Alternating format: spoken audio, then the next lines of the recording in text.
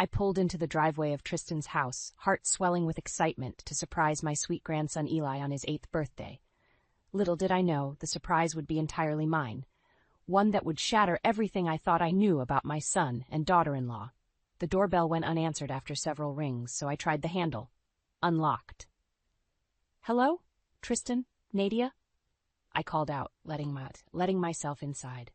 An eerie silence blanketed the house, normally filled with the laughter and pitter-patter of little feet. A muffled whimper drew me towards the staircase. Under the stairs, a small door caught my eye, the kind meant for storage, not for... No, the thought was too horrifying to entertain. "Eli? Honey, are you in there?" I gasped, chest tightening. "Grandma?" His tiny voice trembled from behind the door. "Help me, please." With shaking hands, I tried the knob, but it wouldn't budge, locked from the outside. 1,000 scenarios raced through my mind, each more disturbing than the next. I steadied myself against the wall, guilt and dread crashing over me in waves for not visiting sooner. From the corner of my eye, I spotted a toolbox and grabbed a hammer, my fragile grasp on composure crumbling. "Stand back, sweetie." 3 solid strikes, and the flimsy door splintered open. There he was, my beautiful grandson, cowering in the dimly lit space, eyes wide with fear and relief. Tears stained his pale cheeks, his vibrant red hair matted and unkempt. "Oh, Eli." I choked out, scooping him into my arms, cradling him close. He clung to me with a desperation that broke my heart into pieces. I'm so sorry, I mumbled into his hair, cursing myself for 1,000 should-haves and could-haves. His small body trembled like a leaf against me.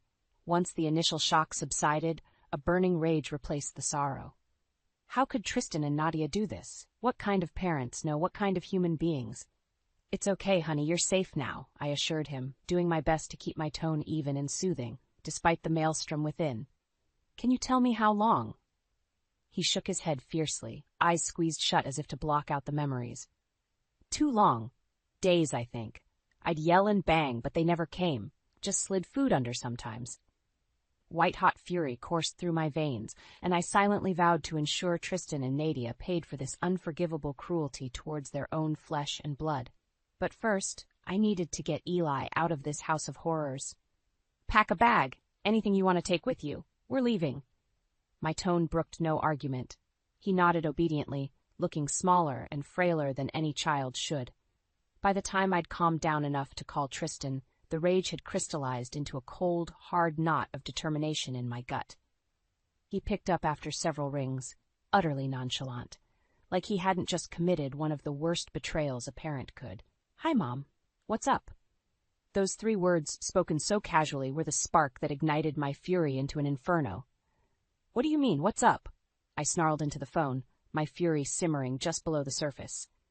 "I'm at your house, and I just found Eli locked in a closet under the stairs." There was a brief pause, and I could practically see Tristan's nonchalant shrug through the phone. "So? That's just how we discipline him when he misbehaves. He knows the rules." My jaw dropped, revulsion churning in my gut. How could he be so callous about treating his own son like a prisoner?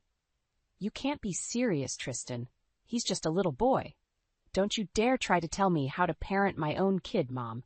His voice took on an unpleasant edge. "You're overreacting as usual. He's fine, just throwing one of his tantrums." "Overreacting? You locked your 8-year-old child in a cramped, dark space for days with barely any food or human contact. What's wrong with you?" I was practically shouting now, anger and disbelief warring within me. "We have it under control," he said with an infuriating calmness that made my blood boil. "This doesn't concern you. Stay out of it." I opened my mouth to unleash another verbal lashing, but the dial tone cut me off. He'd hung up. Chest heaving, I stared at my trembling hands as a chilling realization crept over me. This was no one-time disciplinary tactic gone too far. The way Tristan had spoken, so coldly and matter-of-fact, hinted at something much more sinister. An ingrained pattern of cruelty, of depriving an innocent child of his basic rights and needs. Shaking my head, I leaned back against the wall, fighting against the swell of nausea. How could my own son, my flesh and blood, be capable of such monstrous behavior? What kind of person had he become while I wasn't watching? Unbidden, memories flickered through my mind. Happy childhood moments, Tristan's bright smile and pealing laughter as we baked cookies or played in the yard. It felt like a lifetime ago, those echoes of the warm, loving boy I'd raised. Where had I gone wrong?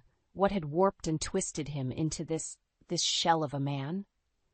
Or had the seeds of cruelty lurked beneath the surface all along, only to bloom once I looked away? A tiny sniffle made me jerk upright. Eli stood in the hallway, bag clutched to his chest, eyes rimmed with fresh tears. Of course he'd overheard every ugly word. Crossing the room in 2 long strides, I gathered him into my arms, murmuring soft, soothing words into his hair. "It's gonna be okay, honey. I'm gonna make sure they never ever hurt you again." And in that moment, as his small arms wound around my neck, my path became clear. No more agonizing over where Tristan had strayed. It didn't matter now. He was beyond reach, beyond saving maybe.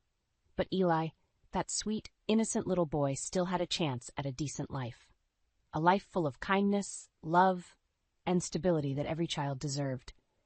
Even if it meant waging war against my own son, I would stop at nothing to rescue him from this nightmare. Settling Eli into the passenger seat, I forced a reassuring smile. "Why don't you pick a movie for us to watch at my place? Something with happy endings."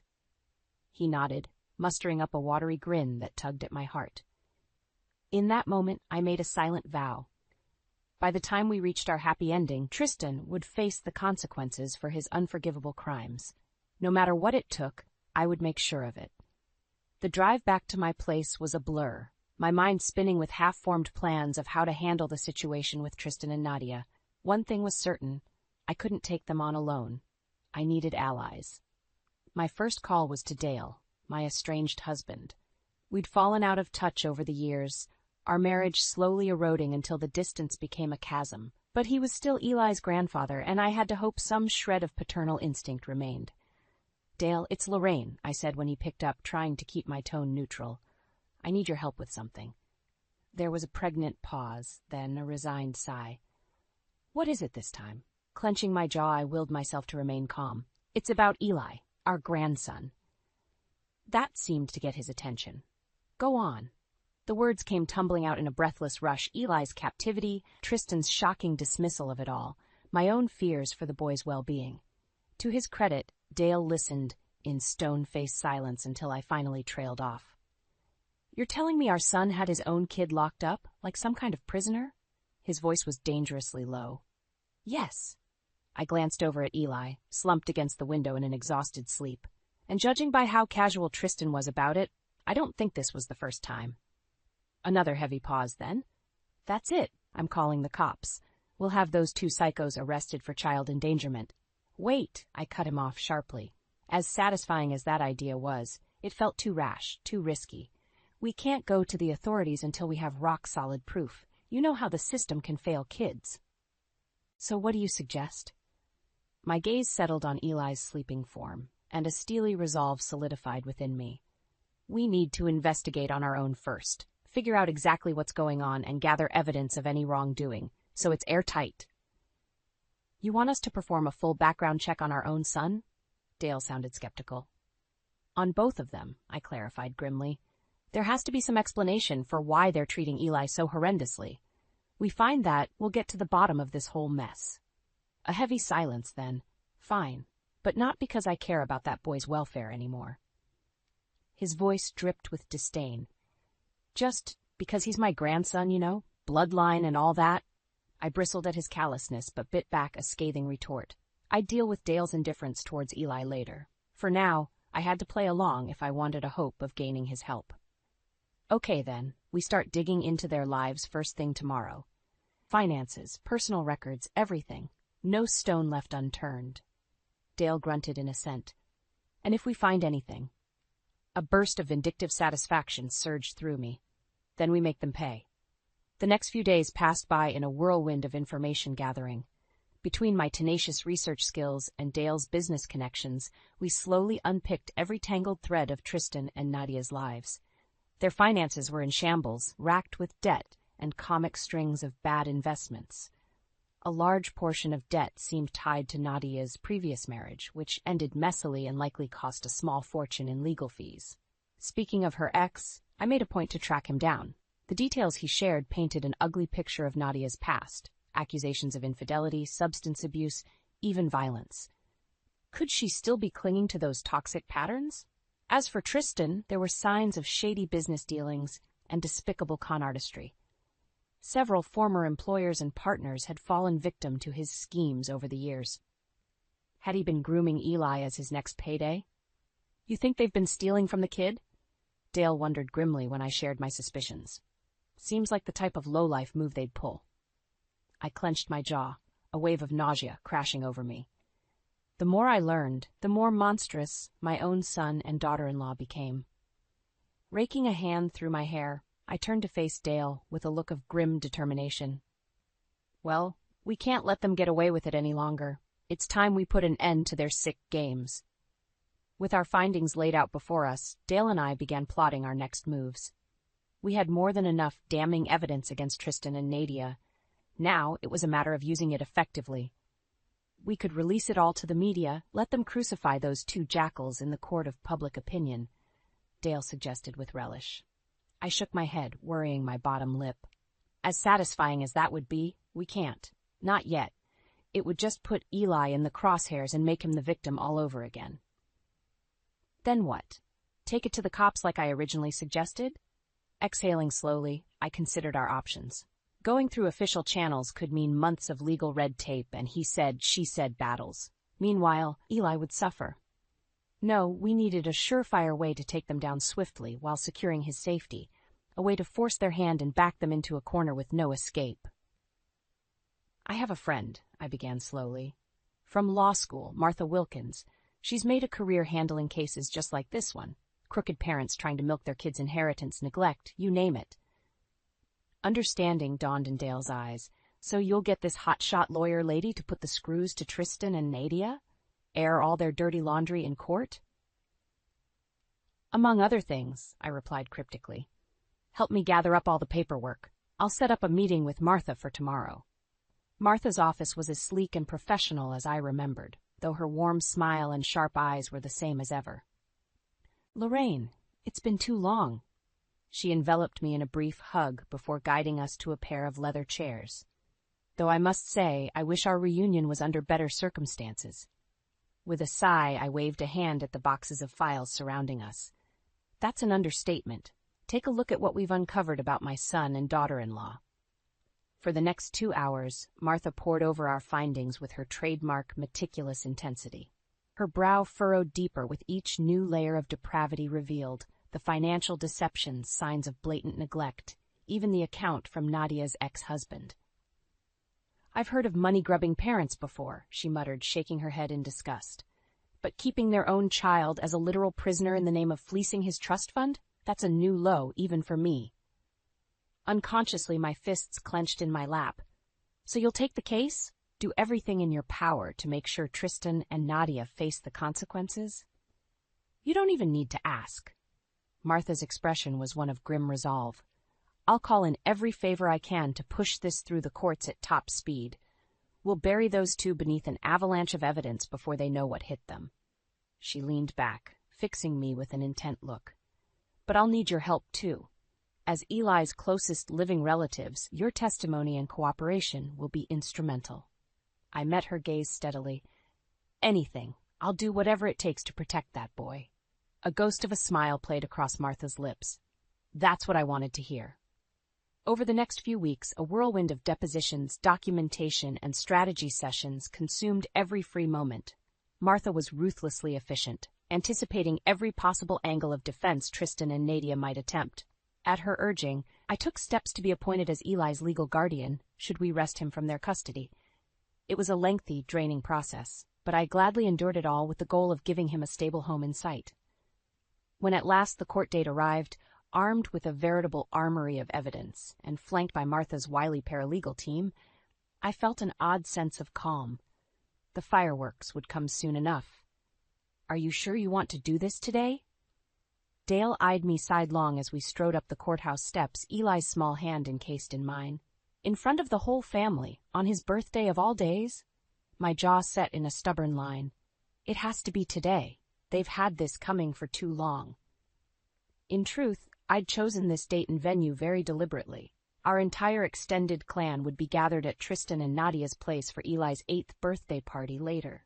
What better way to expose their sins against their own flesh and blood than surrounded by all those they'd deceived? I could only imagine the looks on their faces when they realized the Negligent Parents of the Year award was theirs. Sure enough, my son and daughter-in-law were already seated with the rest of the family when we arrived, the perfect picture of domestic bliss. A tide of expectant murmurs washed over the crowd as the group recognized Martha striding in behind us. Nadia was the first to spot us, her perfectly curated smile slipping ever so slightly. "What's going on here?" Tristan rose to his feet, all artificial joviality. "I should be asking you three the same thing. What's with the hostility, Mom?" Draping a supportive arm around Eli's shoulders, I leveled him with a look that could cut glass. "Maybe you should ask your son about hostility." Confusion rippled through the assembled guests, but Nadia merely rolled her eyes in condescending amusement. "For God's sake, Lorraine, not this again." "Shut your mouth," Dale growled, and I started slightly at the venom in his tone. "You don't get to dismiss her concerns after the sick crap you two pulled." Murmurs intensified, tinged with disbelief and unease. Martha stepped forward, cool and unruffled, as she spread a series of damning dossiers across the table. "We have extensive documentation of your actions towards Elijah, including willful neglect, financial exploitation of his trust fund, and the unjustified deprivation of basic needs."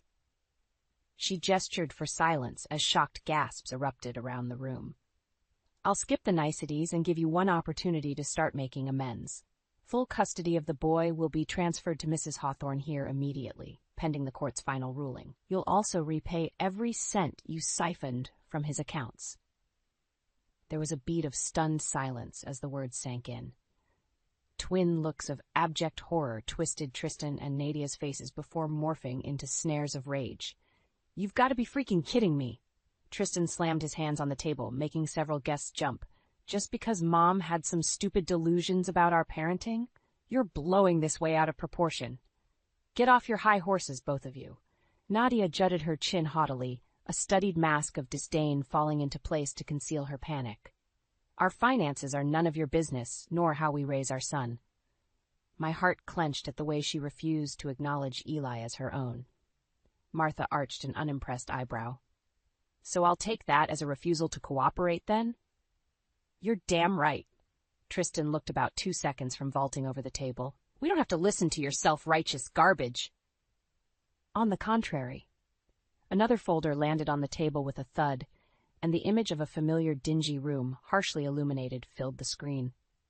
"You'll find this garbage quite enlightening, I think." A collective gasp rang out through the room as the grim reality set in. Surveillance footage of the tiny closet space where Eli had been imprisoned for days. His tear-stained face and muffled cries were plain as day, surrounded by harsh shadows and stifling walls. Tristan went ashen, mouth working soundlessly as Nadia slumped against her seat, hand fluttering to her mouth. I ground my teeth, fighting back the urge to throttle them both then and there.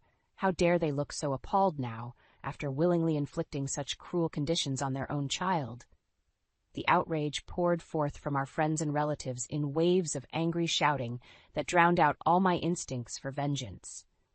Because in that moment, the devastated look in Eli's eyes was all I could focus on. He didn't deserve any of this ugly airing of family secrets and toxic legacy of betrayal that wasn't his shame to carry. At that moment, I was fiercely glad Martha had taken charge. Her pragmatic ruthlessness spared Eli from having to witness our blistering condemnations of the parents who had so grievously failed him. No, he'd been through enough ugliness. It was time to start looking towards a future of healing. Gathering his slight form against me, I murmured low reassurances into his hair as the chaos swirled around us. This wasn't the end, not by a long shot, but it was the beginning of something new, I realized with a surge of hope. A road towards redemption, away from this poisoned legacy of cruelty and neglect. Tristan and Nadia might have been battles lost, but the war for Eli's soul was just getting started. And this time, I was determined to win. The aftermath of our dramatic confrontation was a whirlwind that still makes my head spin in retrospect. Martha wasted no time, pressing her advantage with cold precision, while Tristan and Nadia floundered. Within hours, emergency custody papers were signed and law enforcement was on the scene. Nadia dissolved into hysterics as they slapped cuffs on her wrists, shrieking invectives that would have made a sailor blush. Tristan, for his part, maintained a seething, sullen silence right up until they separated them for booking. Then the dam broke. Staring at me with undisguised loathing, he fought against the officer's restraints like a rabid dog. "You did this," he snarled, spittle flying. "You poisoned everything with your deluded vendetta." "Your actions poisoned this family," I shot back, unflinching even as Dale shifted protectively in front of Eli. "Maybe if you hadn't been so reckless with your son's well-being, so blind to anything but your greed." "He's not yours anymore," Tristan continued ranting, words slurring as his anger spiraled into near incoherency. "You don't get to sweep in and play hero after years of being a lousy, inattentive gur."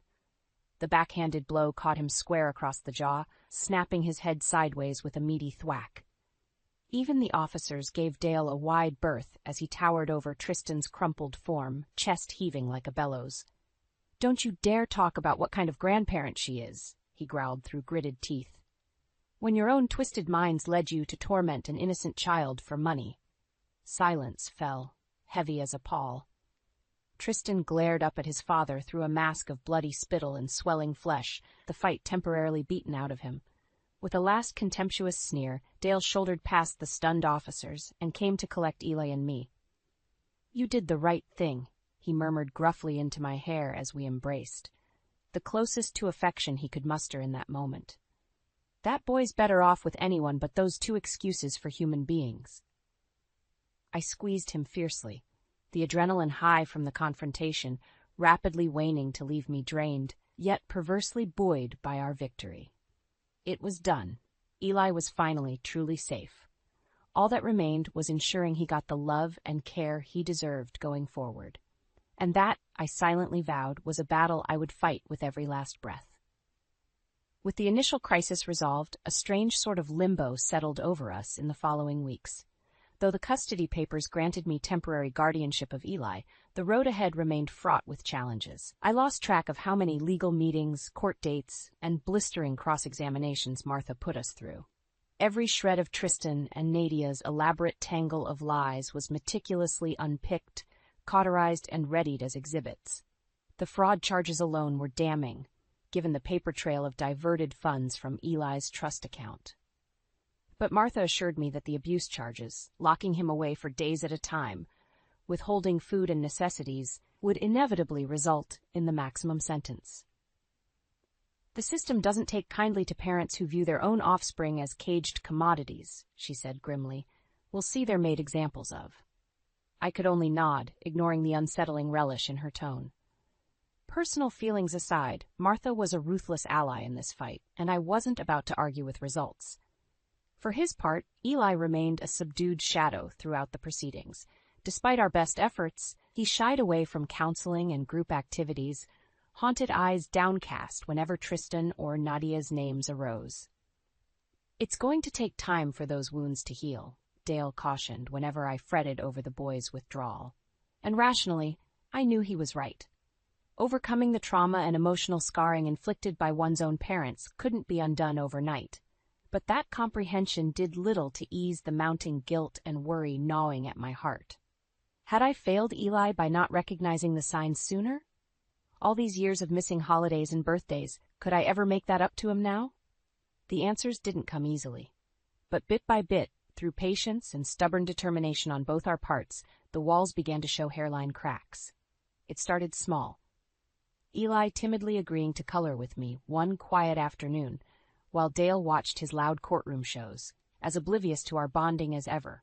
From there, we progressed to games of Go Fish and Crazy Eights, my genuine laughter at his horrendous bluffing faces earning the first tiny quirks of his lips. Before long, laughter and chattiness seeped back into the house like a palliative balm after the rolling darkness. I introduced Eli to swimming, his initial trepidation melting into uninhibited glee as he cut through the waters with strong, sure strokes. An art class yielded the first vibrant, unrestrained streaks of color across fresh canvases, And through it all, the fragile bond between us grew stronger with each new smile, each peal of laughter replaying in my mind like a soothing melody. The boy I'd feared was too wounded to recover, blossomed with each day of freedom from his parents' toxic influence. There were still bad days, of course.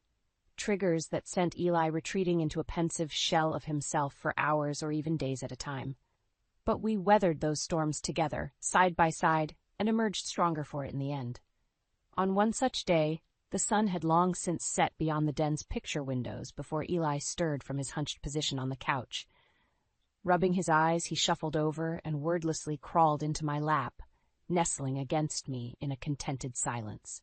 My breath caught as my arms instinctively folded around his small frame, marveling at the implicit trust in his actions.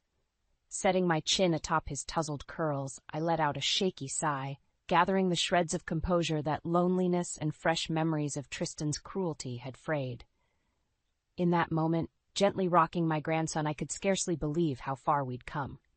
Him, from that haunted, hollowed-out husk I'd first beheld in the closet, and me, from the guilt-racked woman tormented over failing to prevent his suffering, holding this quietly content child bruised but not broken by the ugliness he'd endured, filled me with a sense of purpose more profound than I'd ever known. Scars would remain, but they didn't have to define him or me. All that mattered now was nurturing the resilience and fighting spirit, persevering against all odds. And that was a battle I vowed silently into the stillness, that I would fight beside him every single day until my last breath. The night of the sentencing hearing was one I'll never forget. Tristan and Nadia were led in wearing matching orange jumpsuits, hands and feet shackled. Where Nadia had her head bowed in sullen defeat, Tristan met my gaze head-on, with undisguised hatred burning in his eyes. I returned it with a look of cold indifference. He no longer had any power to rattle me. Martha stood ramrod straight beside us, lips pressed into a thin line of grim satisfaction as the judge entered. She'd cautioned us against expecting the maximum sentences, but her reputation preceded her.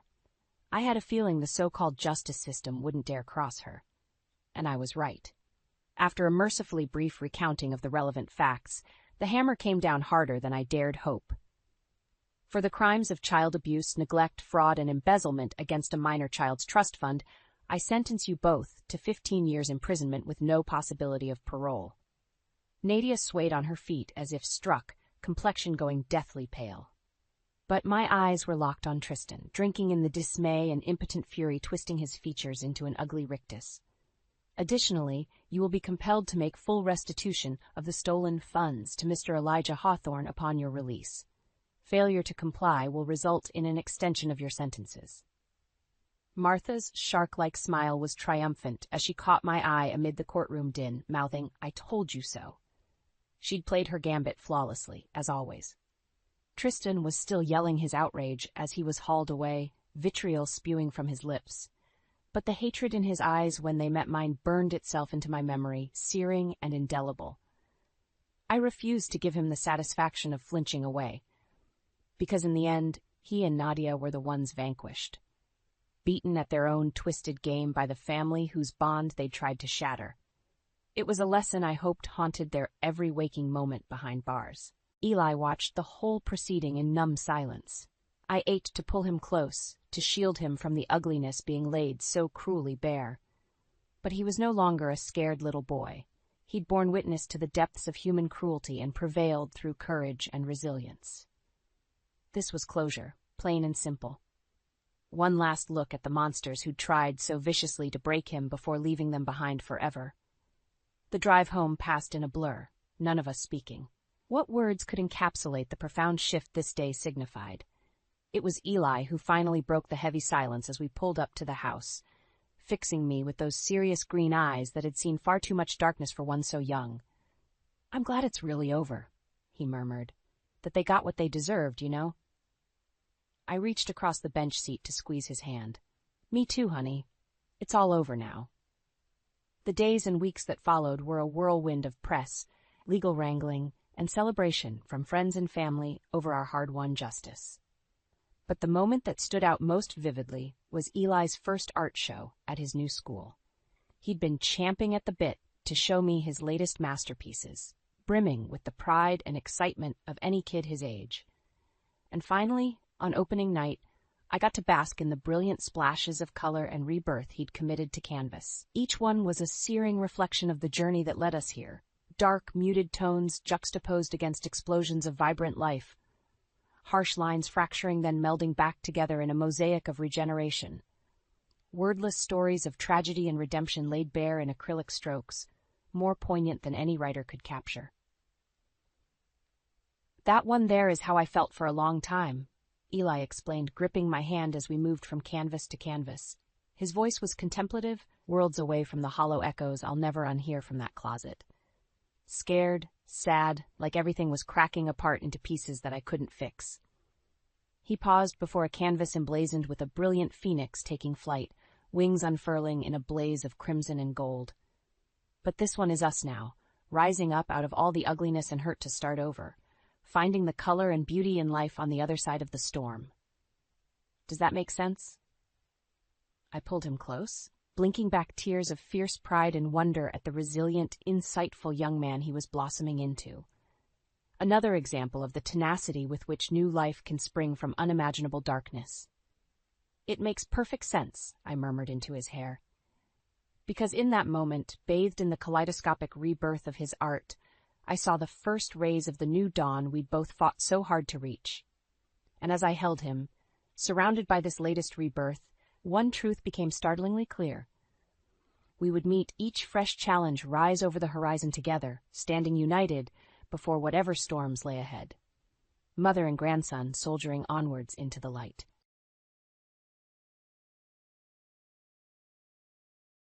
Just this week, I turned 37. Not only did birthdays become less enjoyable as I grew older, but they also served as a constant reminder of my chronic sickness, which would sometimes return like an unwanted houseguest. This year was no different. I found myself going back to the clinic the day following my so-called celebration, which consisted of just myself and takeaway pizza, for a routine examination and some pain management therapy. The white walls, the stench of disinfection, and the too optimistic smiles of the staff made the clinic a reassuring yet gloomy environment. I was familiar enough with the personnel to address most of them by name. As I waited, I looked around the space. That was the second time I saw Jack. He was the too beautiful to be true nurse who had intermittently worked on my care team for the previous year. He had black hair, a quick grin, and genuine caring eyes. And he was coming directly at me. "Amelia, I didn't think you would return that quickly." I couldn't quite place the tone of his voice, but it was a mix of worry and curiosity as he said, "Everything all right?" I tried to seem nonchalant as I said, "Just the regular tune-up," but my stomach was doing strange flips. Jack laughed. "All right, then, let's check you in. I'm going to look after you today." My heart wasn't prepared for any of the million possible meanings that his words, "taking care of you," may have. I couldn't help but notice the way other patients, particularly the younger women, were staring at him as we strolled and conversed our way to the examination room. It seems that Jack's charisma had an effect on more people than just myself. He took my vitals with a professional yet kind touch. Blood pressure is rather elevated. Feeling anxious about anything? With a sidelong glance, I conceded. You could say that. You know life. Jack annotated my chart, saying, "Tell me about it." "Amelia, you should take it easy. You exert too much pressure on yourself." Simple for you to say, I shot back, a little more caustic than I meant to. Not everyone has the luxury of relaxing. Jack put down his pen and raised an unwavering stare. "I understand. You're here, battling all the time. When do you have personal time? For the purpose of something more? For anybody, perhaps?" I was taken aback by the intensity of his gaze as I looked up. "Jack, what are you trying to say?" He paused, then decided to go forward. "Amelia, I see you. Not only the ill individual, not only the lady who is fighting something all the time. I see you, and I like what I see, sort of. Suddenly, the space felt too tiny and he was too close. I took a deep breath and tried to collect myself. No, Jack, I'm not. I can't. With my condition. With a stern tone, he interrupted, I don't care about your condition. You are important to me. Beneath all the medical records and doctor appointments lies the true you. A part of me wanted to run because it was too much, too quickly. But another part of me pondered what it would be like to let someone in, to not be alone in this, a part I'd suppressed for so long. I started seeing Jack more often after that day at the clinic. It was now more than just doctor's visits. It included lengthy drives, restaurants, and movies. Things I hadn't really allowed myself to appreciate in a long time. Jack made things enjoyable and simple. He had a knack of making even the most mundane activities appear thrilling. We were at my apartment one evening, approximately 6 months after that profound chat in the clinic, simply unwinding after a demanding week while sitting on the sofa with some inexpensive takeout. He had just cracked a joke, and I was laughing so hard my sides were hurting when he suddenly became serious. Amelia, I need to ask you a question. I stopped laughing in mid-sentence because his tone had altered. Inhaling deeply, he reached into his pocket and withdrew a little box. My heart skipped a beat. The finest months of my life have been spent with you, Amelia. I am aware of its speed. Will you marry me? I know it's ridiculous, but I don't want to wait to ask. Although he spoke firmly, I could sense a hint of anxiety in his voice. I looked at the ring, then back at him, then at him again. Jack, I'm at a loss for words. Say yes, he smiled, the crooked smile that had captured my heart from the first moment. I pulled the box out of his hand and opened it to see the ring, which was a lovely understated design that wasn't overly ostentatious. Yes, Jack, you are loved. I pray to God to assist me. However, if we proceed, we will do it in my manner. Anything, he blurted out. I stated unequivocally, I want a prenup. His countenance remained the same, showing neither surprise nor anger, just an open, expectant one. Everything I own goes to you in the event of an emergency. However, if we parted ways. Jack interrupted me. Yes, that doesn't concern me. Nothing of yours is mine. I only want you, Amelia. At that point, I knew the answer. All well then, indeed. I will marry you, yes. His face lit up with a smile that resembled the dawn after a long, dark night. With a kiss, he placed the ring on my finger, thus beginning our frenzied, hurried, yet completely genuine engagement. We didn't wait long. The wedding was planned for just a few weeks later, a quiet affair at the city hall. Just him, me, his sister, and her husband. It was strange planning a wedding without the usual fuss. No big dress, no hundreds of guests, just the essentials. But it felt right with Jack. We signed the papers, exchanged rings, and it was done. We were married. As we walked out of the city hall, his sister threw some confetti she brought, laughing and shouting congratulations. Life with Jack started off like something out of a fairy tale, or at least what I figured a fairy tale felt like. He quit his nursing job, said he was done taking care of sick folks day in and out. He said it wore him down. I didn't mind much. The restaurant was doing well enough, and I enjoyed having him around more. For the first few months, Jack turned into the kind of husband you read about in old-fashioned romance novels. He cooked meals that would make a chef weep, and he kept the house spotless. Dinners were these lavish affairs, and I tell you, nobody set a table like Jack. Candles, the good china, music playing soft in the background. I felt like royalty. But then things started to shift. It was subtle at first. I'd come home and he'd be holed up in his office, the room he claimed for himself right after the wedding. He said he needed a space to manage house stuff, bills, and whatnot. Babe, dinner in 20. He'd call out, not even poking his head out to say hi properly. One evening, I came home a bit frazzled from the restaurant.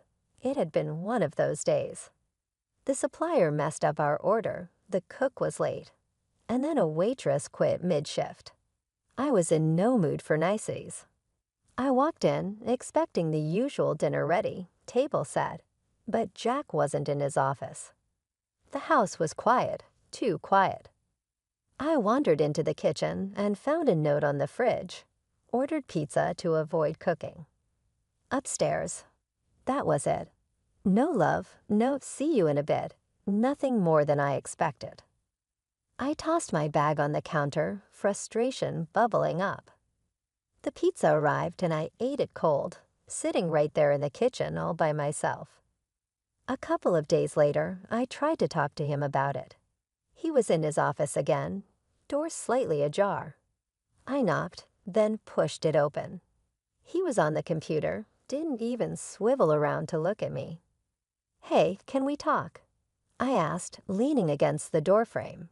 "Sure, what's up?" His eyes were still on the screen. "It's about the other night, and well, the past few weeks. You've been distant. Is everything all right?" He minimized whatever was on his screen and finally turned to face me. "Yeah, everything's fine. Just got a lot on my mind, you know." "Like what?" I stepped in, curiosity piqued. "Just stuff, house stuff, bills, that kind of thing." It sounded like an excuse. "Jack, you know you can talk to me, right? If something's bothering you." He cut me off with a wave of his hand. I said it's nothing. Don't worry about it. But of course, I worried. It wasn't like him to shut me out. That night, dinner was a quiet affair. He cooked, but the effort felt minimal. No candle, no music. We ate mostly in silence. Coming home early wasn't something I did often, given the chaos that usually brewed at my restaurant. But that day, something just told me to head back, maybe some sixth sense or just plain luck. As I stepped through the door, the sound of bustling in the kitchen caught me off guard. I saw a middle-aged woman humming to herself while chopping vegetables. "Who are you?" I blurted out, not hiding my shock. The woman turned, a bit startled, then smiled. "Oh, hello. You must be Mrs. Amelia Freeman. I'm Linda. I've been helping out around here for about a year now. Cooking, cleaning, all the housework. Jack hired me. He said it was too much for him to manage." Too much for him to manage? That was news to me. "Right, I see. Well, keep doing what you're doing, Linda. I need to sort something out." As she nodded and turned back to her cooking, I walked out, my mind racing. Where was Jack spending all this time, if not at home managing things like he'd said?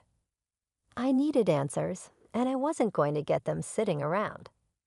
I pulled out my phone and dialed a number for a detective agency I'd heard about. It was time to find out what my husband was really up to. A couple of days later, the detective came back with news. Not the kind I'd expected, though part of me was relieved. No other woman. But gambling. My Jack was blowing money at casinos, racking up debts like they were going out of style. When he came home that evening, I was waiting for him, the detective's report in hand. His face fell when he saw the look on mine. "Amelia, what's wrong?" he asked, dropping his keys on the table. "Where have you been spending our money, Jack?" My voice was calm, too calm. His eyes started away. "What do you mean?" "Gambling, Jack. Casinos, debts ring any bells." I waved the report. He sank into a chair, burying his face in his hands. I was going to tell you. I just needed to sort it out first. By gambling more, my patience was wearing thin. It's not like that. It started small. I thought I could win back what I'd lost. He trailed off, looking miserable. I took a deep breath. This was not how I imagined our life together. You need help, Jack, professional help. And you're going to get it, or this, I gestured between us, is over.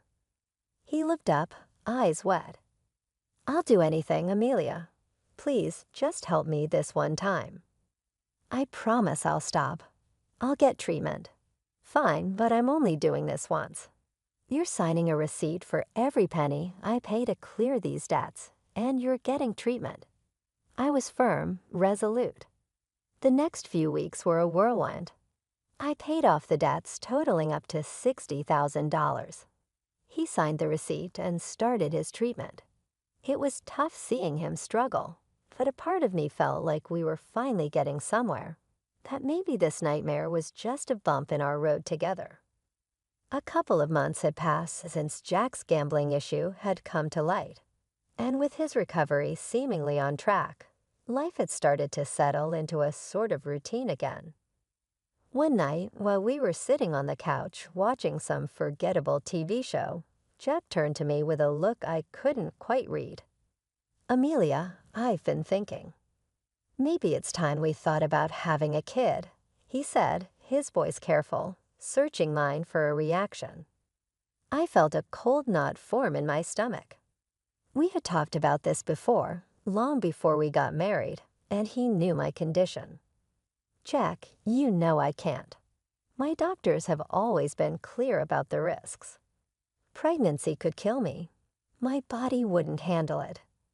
He nodded, but there was something off in his nod, almost like relief, which didn't sit right with me at all. But I pushed that thought away. We need an heir, Amelia. Someone to carry on after us. He continued as if rehearsing a well-thought-out script. An heir. I laughed a bit harsher than I intended. This isn't the medieval times, Jack. It's just us, and my restaurant isn't a kingdom. But he wouldn't drop it. Over the next few days, he brought it up again and again, each conversation more insistent than the last. One afternoon, I got a call from his sister, Laura, who was an obstetrician at the clinic where I sometimes got my treatments. Amelia, Jack tells me you're hesitant about having a child. You should reconsider. With today's medical advancements, it's perfectly safe. Safe? Laura, you've seen my medical files. You know safe is a relative term for someone like me.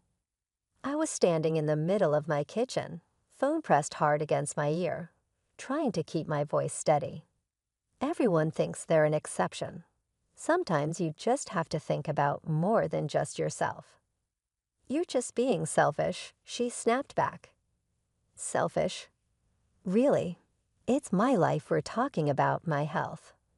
I was fuming now, the phone shaking in my hand. She didn't apologize. Instead, she hung up, leaving a bitter silence in her wake. Jack came home that evening to find me still upset. What's got you all worked up? He asked as he dropped his keys on the table.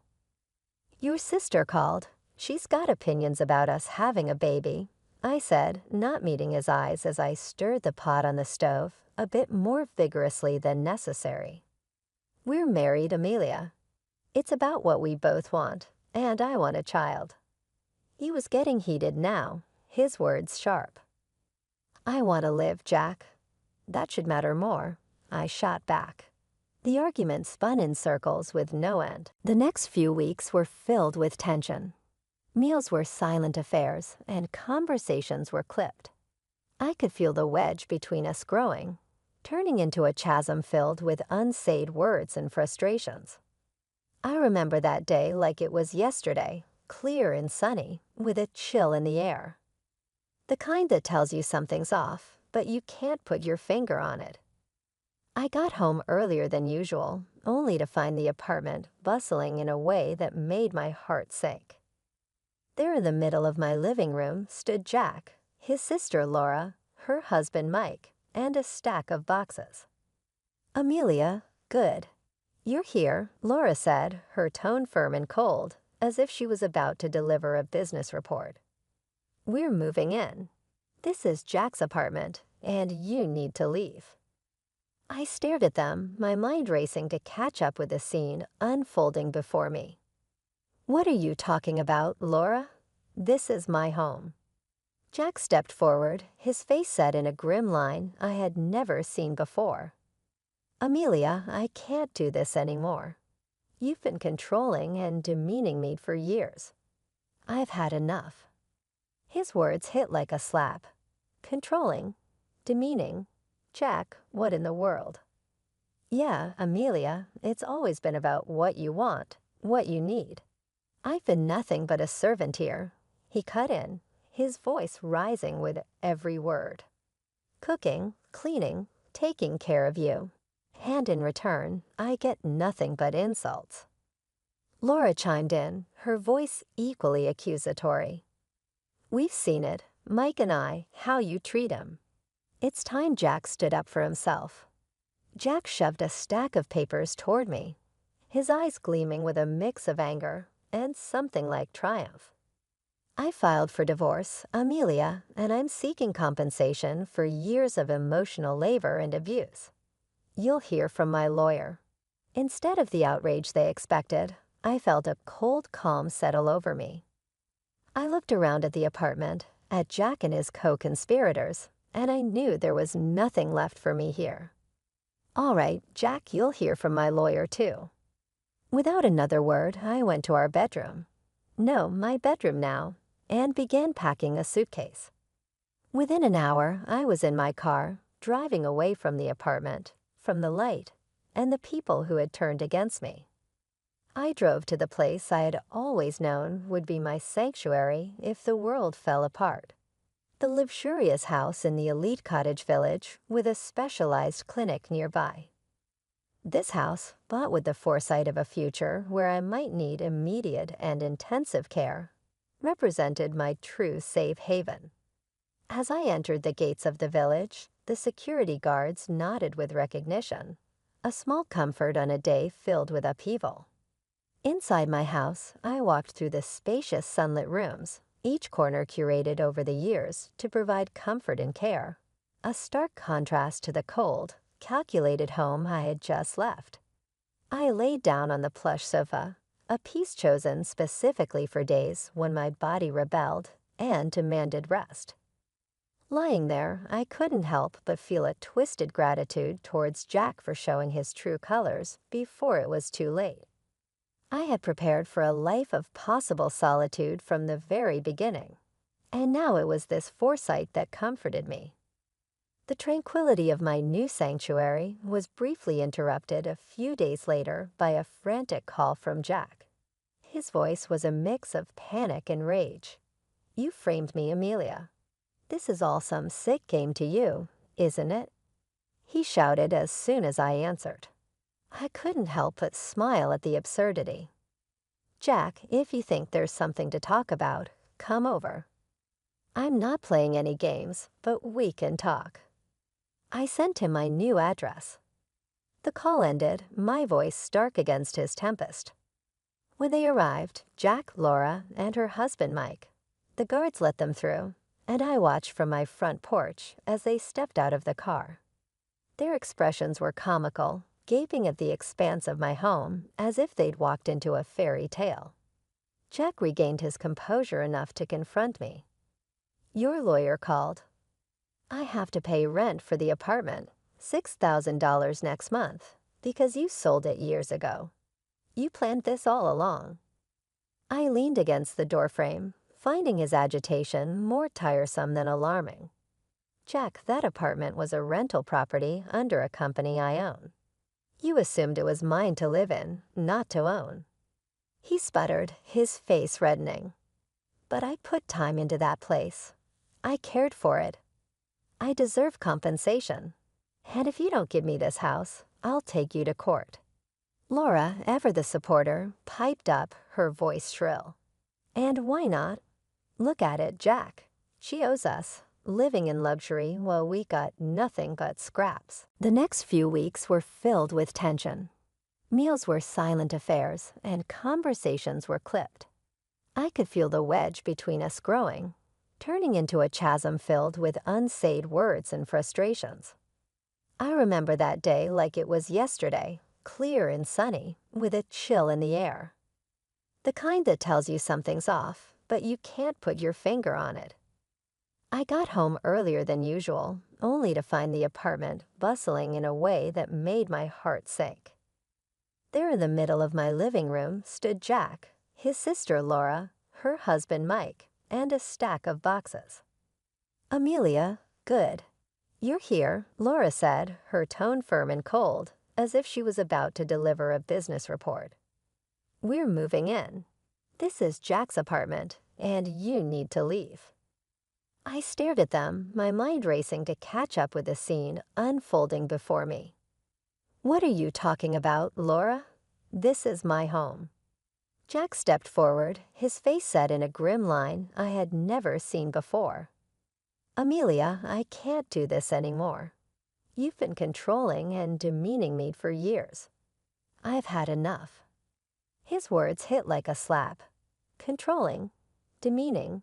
Jack, what in the world? "Yeah, Amelia, it's always been about what you want, what you need. I've been nothing but a servant here," he cut in, his voice rising with every word. "Cooking, cleaning, taking care of you. And in return, I get nothing but insults." Laura chimed in, her voice equally accusatory. "We've seen it, Mike and I, how you treat him." It's time Jack stood up for himself. Jack shoved a stack of papers toward me, his eyes gleaming with a mix of anger and something like triumph. "I filed for divorce, Amelia, and I'm seeking compensation for years of emotional labor and abuse. You'll hear from my lawyer." Instead of the outrage they expected, I felt a cold calm settle over me. I looked around at the apartment, at Jack and his co-conspirators, and I knew there was nothing left for me here. "All right, Jack, you'll hear from my lawyer too." Without another word, I went to our bedroom. No, my bedroom now, and began packing a suitcase. Within an hour, I was in my car, driving away from the apartment, from the light, and the people who had turned against me. I drove to the place I had always known would be my sanctuary if the world fell apart. The luxurious house in the elite cottage village with a specialized clinic nearby. This house, bought with the foresight of a future where I might need immediate and intensive care, represented my true safe haven. As I entered the gates of the village, the security guards nodded with recognition, a small comfort on a day filled with upheaval. Inside my house, I walked through the spacious sunlit rooms, each corner curated over the years to provide comfort and care, a stark contrast to the cold, calculated home I had just left. I laid down on the plush sofa, a piece chosen specifically for days when my body rebelled and demanded rest. Lying there, I couldn't help but feel a twisted gratitude towards Jack for showing his true colors before it was too late. I had prepared for a life of possible solitude from the very beginning, and now it was this foresight that comforted me. The tranquility of my new sanctuary was briefly interrupted a few days later by a frantic call from Jack. His voice was a mix of panic and rage. "You framed me, Amelia. This is all some sick game to you, isn't it?" he shouted as soon as I answered. I couldn't help but smile at the absurdity. "Jack, if you think there's something to talk about, come over. I'm not playing any games, but we can talk." I sent him my new address. The call ended, my voice stark against his tempest. When they arrived, Jack, Laura, and her husband Mike, the guards let them through, and I watched from my front porch as they stepped out of the car. Their expressions were comical, gaping at the expanse of my home as if they'd walked into a fairy tale. Jack regained his composure enough to confront me. "Your lawyer called. I have to pay rent for the apartment, $6,000 next month, because you sold it years ago. You planned this all along." I leaned against the doorframe, finding his agitation more tiresome than alarming. Jack, that apartment was a rental property under a company I own. You assumed it was mine to live in, not to own. He sputtered, his face reddening. But I put time into that place. I cared for it. I deserve compensation. And if you don't give me this house, I'll take you to court. Laura, ever the supporter, piped up, her voice shrill. And why not? Look at it, Jack. She owes us, living in luxury while we got nothing but scraps.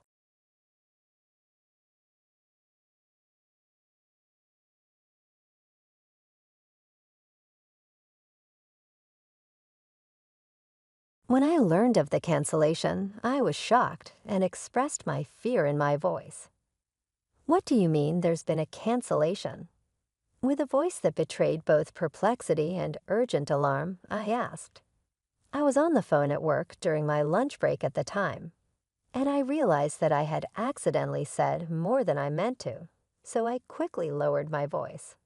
Since I hadn't requested any cancellations, why was this happening? My mind became blank as my thoughts stopped.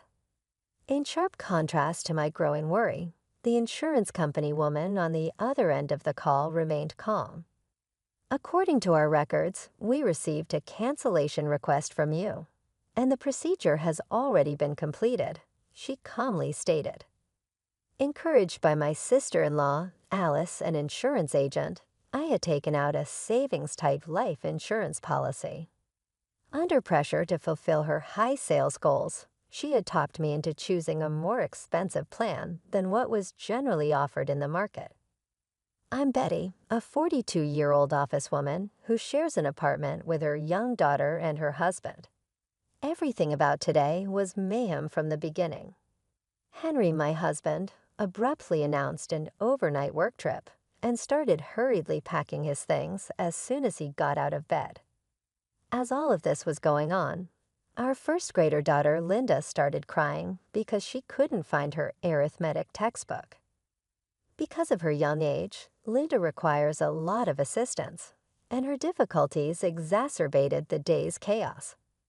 In the middle of all this, I wanted Henry would just sort his stuff by himself instead of adding to the chaos by asking where his new socks or travel bag was.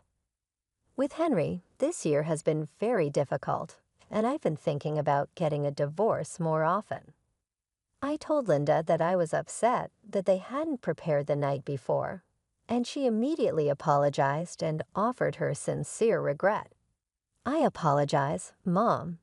Next time, I'll exercise greater caution. Reassuring her, I said, "It's all right. That was my error. I ought to have checked in with you yesterday." But dealing with Henry was a whole other ballgame. Linda is still young, and we could have saved ourselves from the pandemonium of this morning if Henry had done his homework beforehand. It would have been kind of him to buy new socks for his vacation, or at least organize his old ones. I was really annoyed by Henry's disrespectful comments about requesting new socks for his travels. "I had no idea about your business trip schedule," I said. "Aren't the socks I washed and put away good enough?"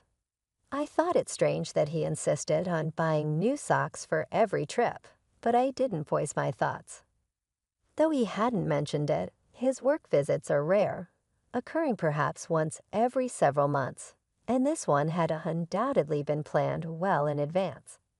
He ought to have informed me in advance or purchased the new socks on his own if they were necessary. My heart ached to see Linda's tear-streaked face as she begged, "Daddy, Mommy, please stop fighting." I looked over at her. I apologized to Linda. "It's all right. Together, let's locate your textbook." Henry then quietly went back to packing as I assisted Linda in looking through her backpack for her misplaced math textbook. I couldn't resist taking a quick peek at Henry. I saw that he was bringing more laid-back attire for his weekend vacation than for his professional travel. This information sparked previous worries in me and triggered a big red flag. Considering his previous behavior, is Henry having another affair? His previous 2 instances of infidelity proved my concerns weren't baseless. The first occurrence had me on the verge of divorcing Linda just before she was born. Reluctantly, though, I chose to stay after his family intervened and offered heartfelt apologies. His mother and sister especially pleaded with me not to leave him. Then he cheated once again with a person he met on a dating app last year. Henry considers himself discreet since he is usually forthright and rarely nuanced. But in my opinion, his attempts at stealth are sometimes blatant and border on hilarious. When discovered, he once more turned to sobs and excuses.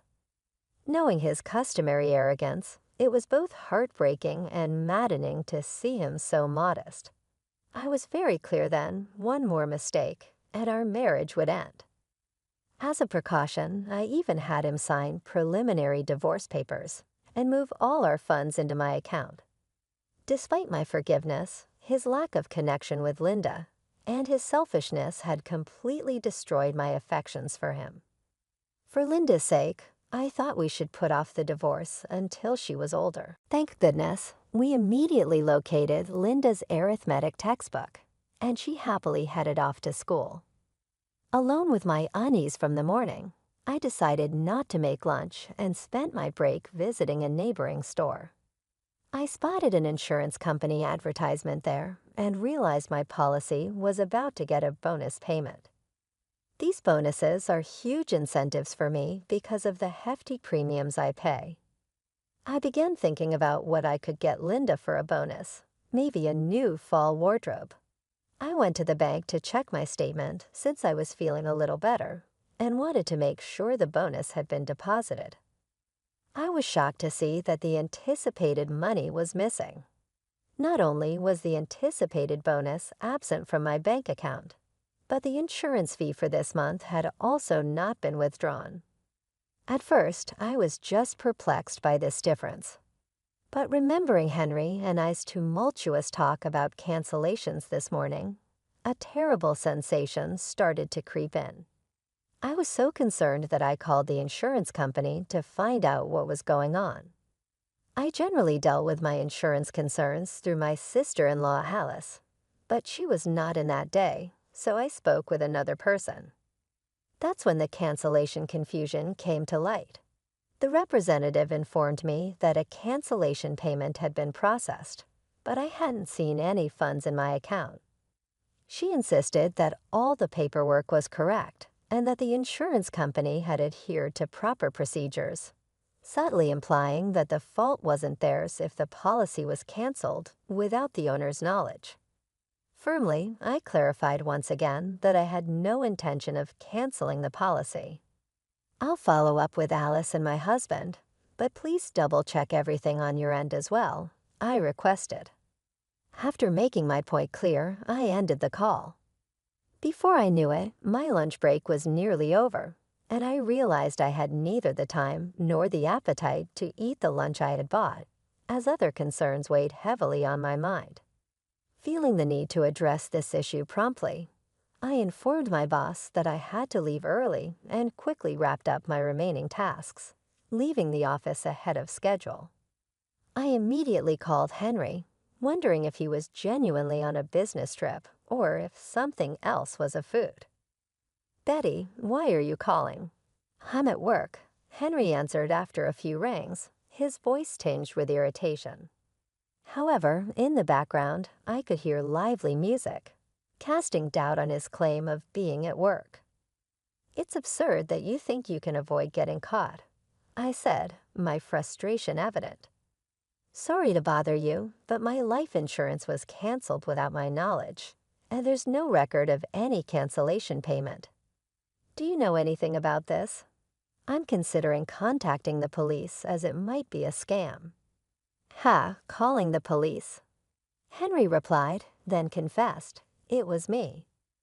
I had suspected that Henry and Alice might have been involved in this somehow. When I hinted at getting the authorities involved, Henry quickly confessed, clearly caught off guard. Although I had suspected him, my frustration now erupted. "So it was you. Where's the cancellation payment then?" I demanded. "I used it to help Mom out," Henry replied nonchalantly. Help out? Did something happen to your mother that she suddenly needed money? No, she just mentioned she wanted to go on a family trip for once. I was utterly stunned by his audacious response. You canceled my life insurance to fund a trip. Was the business trip just a cover? Yeah, I'm the beneficiary, so you can't complain, right? We're staying at a luxurious hotel. I'm in the lobby right now, and you wouldn't believe the size of the chandelier here. Henry seemed to think it was acceptable since he had been caught, even bragging about the details as if to impress me. What's with this attitude? I countered, infuriated. I have plenty of complaints. Why would you cancel the insurance without telling me? I've been paying those premiums out of my salary. You should be able to cover your trip expenses. Ah, it's so annoying, Henry replied dismissively. But it's the money I get if something happens to you, right? So it's my money. You're healthy and not in any danger, so we can just start paying the premiums again. I was dumbfounded by Henry's flawed reasoning. But the terms change as you get older, and the premiums increase. Do you not understand that? Well, I'm not the one paying for it, he said. Henry's careless disregard only added to my frustration. Do your parents know about this, that you canceled my life insurance without telling me? Didn't your father say anything? And Alice is involved in this too, right? You and Alice forged my signature, didn't you? Yeah, Mom and Dad were actually happy about it, he admitted, as if that justified his actions. They thought it was a good idea. It's your fault for controlling all our money.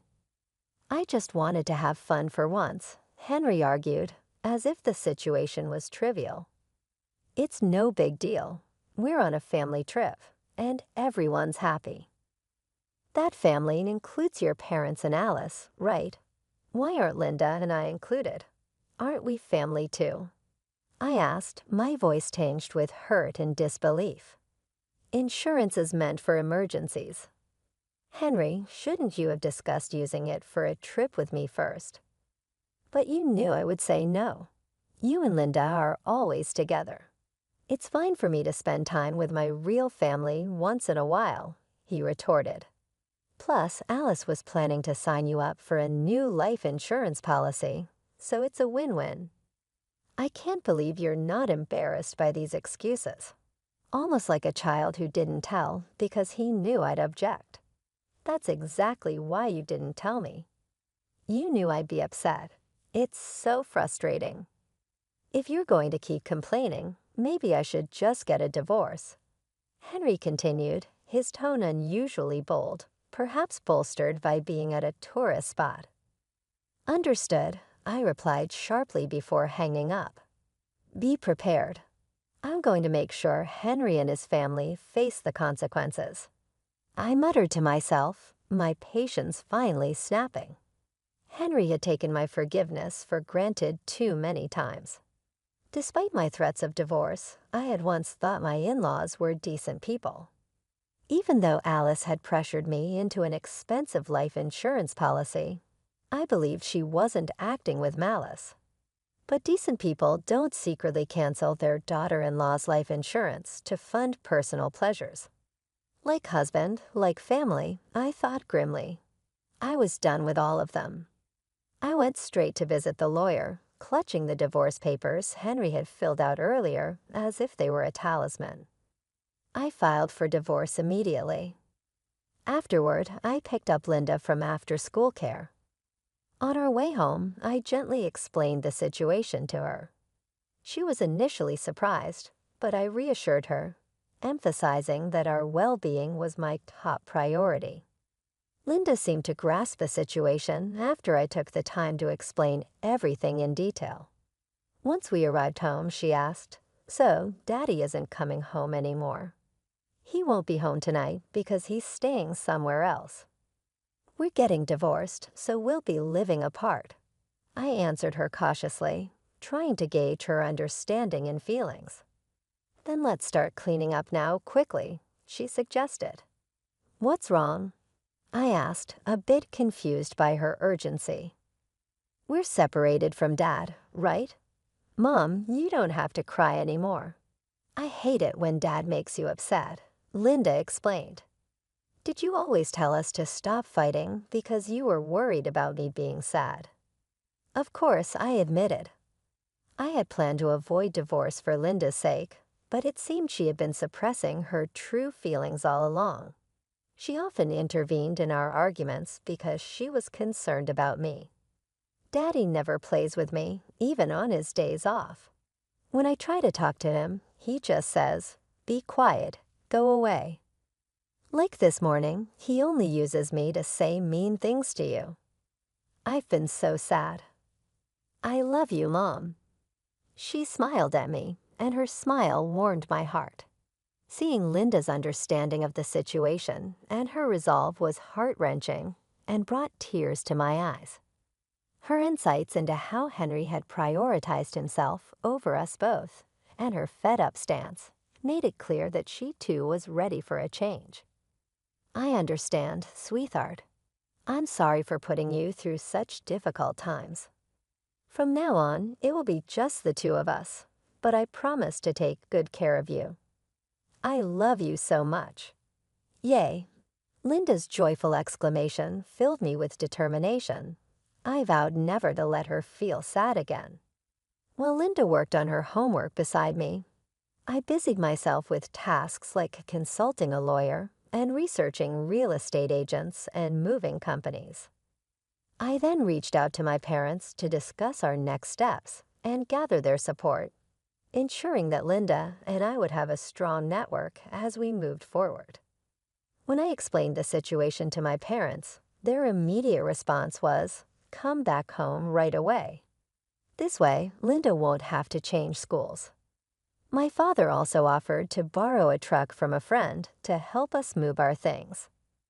The next morning, I informed the landlord, the school, and the families in Linda's commuting group that we would be relocating to my parents' house, briefly explaining the circumstances. I plan to handle the school's detailed paperwork later and called my workplace to request a day off for the next day. I wanted to complete most of the preparations before Henry returned. By the time Henry got back the next day, my parents had arrived, and we swiftly moved our belongings to their home. Everything was settled except for Henry's things, which were still in the apartment. I left a note that read, "We are divorced. We are strangers now," and exited the apartment. I imagined Henry's shock at finding us gone and felt a wave of relief and satisfaction. The smooth execution of this divorce was thanks to the experience gained during Henry's previous affair. I had warned him then, next time there will be no discussion. We're getting divorced. We had agreed that I would retain custody of all marital assets. With that in mind, Linda and I began our new life at my parents' home.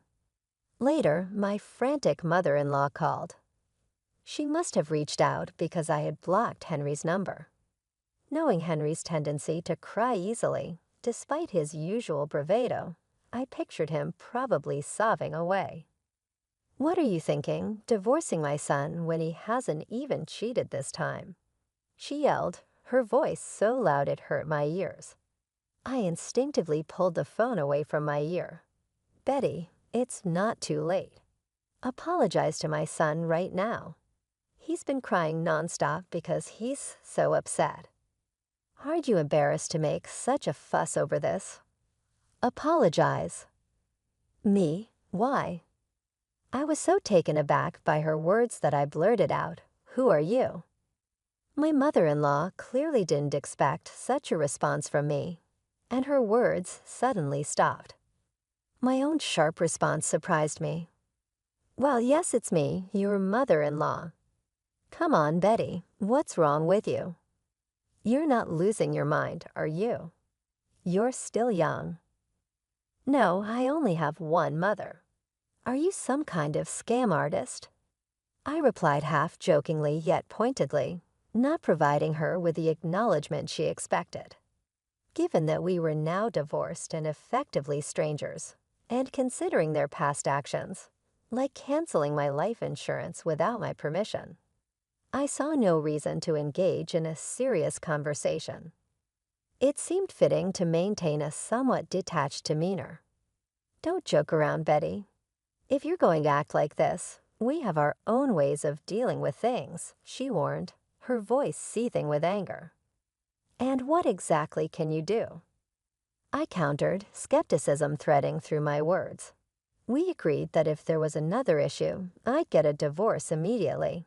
And Henry himself told me over the phone that he wanted a divorce. My firm stance made her pause, and I seized the opportunity to press further. "If you wanted to go on a trip, you should have consulted me first.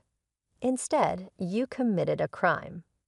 Unauthorized cancellation of life insurance can be considered forgery, punishable by imprisonment. I'm ready to pursue this thoroughly. Henry's family has never had financial difficulties that I am aware of, so their actions seemed not just impetuous, but also dangerous. That was the exact reason I was unable to overlook it. "Hold on, we are not criminals. Please accept my apology. Let's discuss," she said, her tone abruptly changing with the prospect of potential incarceration. However, it was too late for debates or excuses. I cut the call short, banned my in-laws' numbers, and distanced myself from any more unhealthy relationships. With this firm decision, Linda and I were able to move on from the upheavals of the past and begin a new chapter of calm and stability. Subsequently, I learned that Henry became a hermit after quitting his work and withdrawing from social interactions due to his extreme shock at the divorce.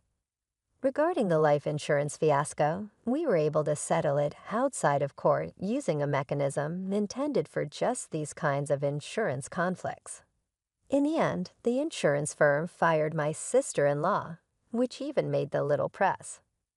My in-laws' activities made them the focus of gossip in the area, and family members chastised them for their bad judgment and shameful behavior, which caused them to become socially isolated.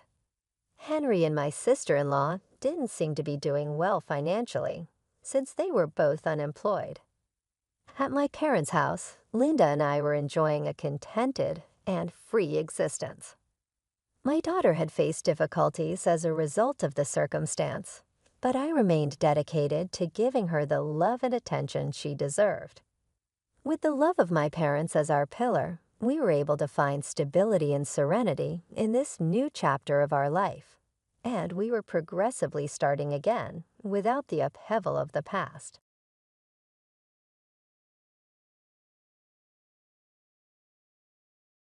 I have made up my mind to buy the fancy automobile from you. Sincerely, Tiffany, someone like myself doesn't require such ostentation.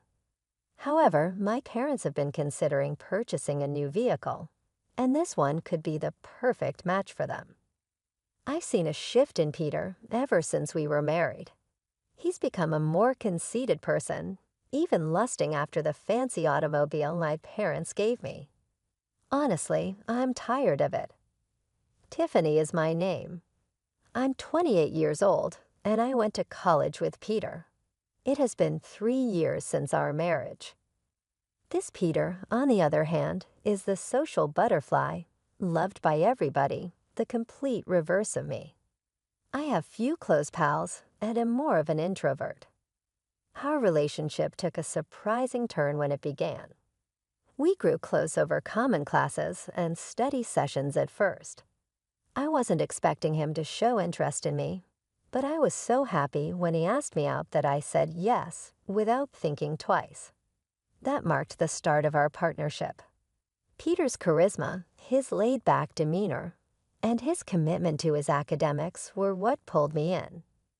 It never seemed like he would have trouble finding another partner if he so desired, because he had an abundance of acquaintances. Many of them were trendy and gorgeous women. To be honest, I questioned him tremblingly once whether he really believed that I was the one for him. His response was perplexing.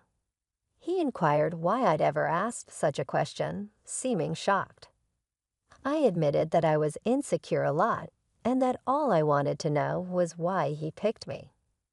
He paused to think for a bit before stating flatly that he felt at ease with me. I had hoped for a more sincere reaction, but before I could say anything more, he seemed aloof and preoccupied with his phone. I apologized for bringing up the topic and dropped it so as not to create a fight, but the doubts persisted. Our relationship progressed well over time, at least on the surface. After graduating, we tied the knot and moved into a condo. While Peter maintained his doctoral studies and part-time work, I was fortunate to secure a steady position at a corporation. My mom was overjoyed to hear of our engagement, but she also acknowledged that she and my dad were starting to worry about when I would really introduce a partner. I was a little sorry I hadn't told them about Peter sooner, but my mother was just glad I had someone in my life who was interested in me. She knew how independent I was. My parents have served as my lifelong role models. Like Peter and myself, they met in college and have remained deeply in love and respect for one another ever since. While my mom followed her passion for cooking and eventually became a culinary instructor, my dad worked his way up the corporate ladder.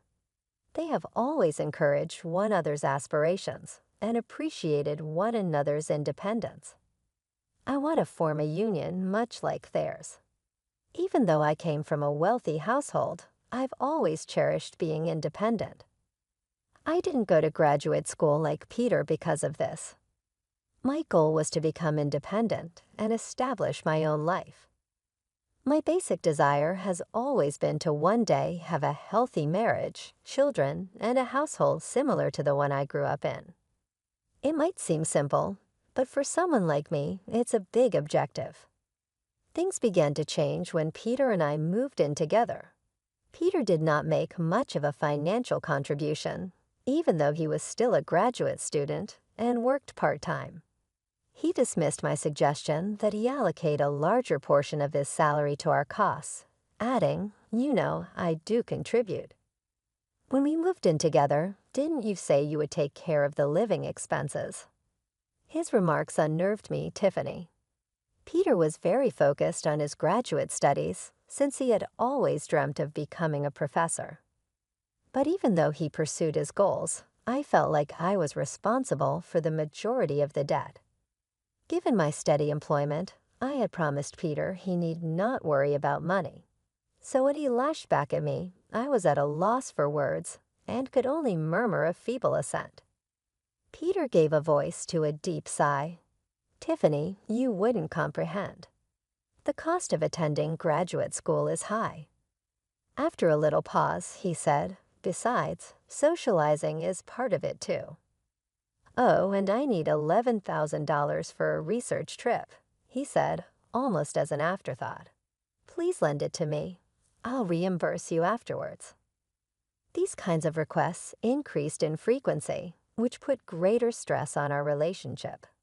He began to disappear for longer periods of time, leaving me alone with cold, unfinished meals and missed phone calls.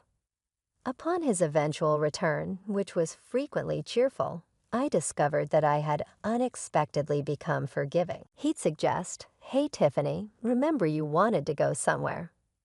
I have tomorrow off, let's go. Or he would compliment my cooking, making me feel momentarily appreciated. Every time Peter showed kindness, I caught glimpses of the happy marriage I longed for. It made me hesitate to confront the deeper issues, even though deep down I knew something was wrong.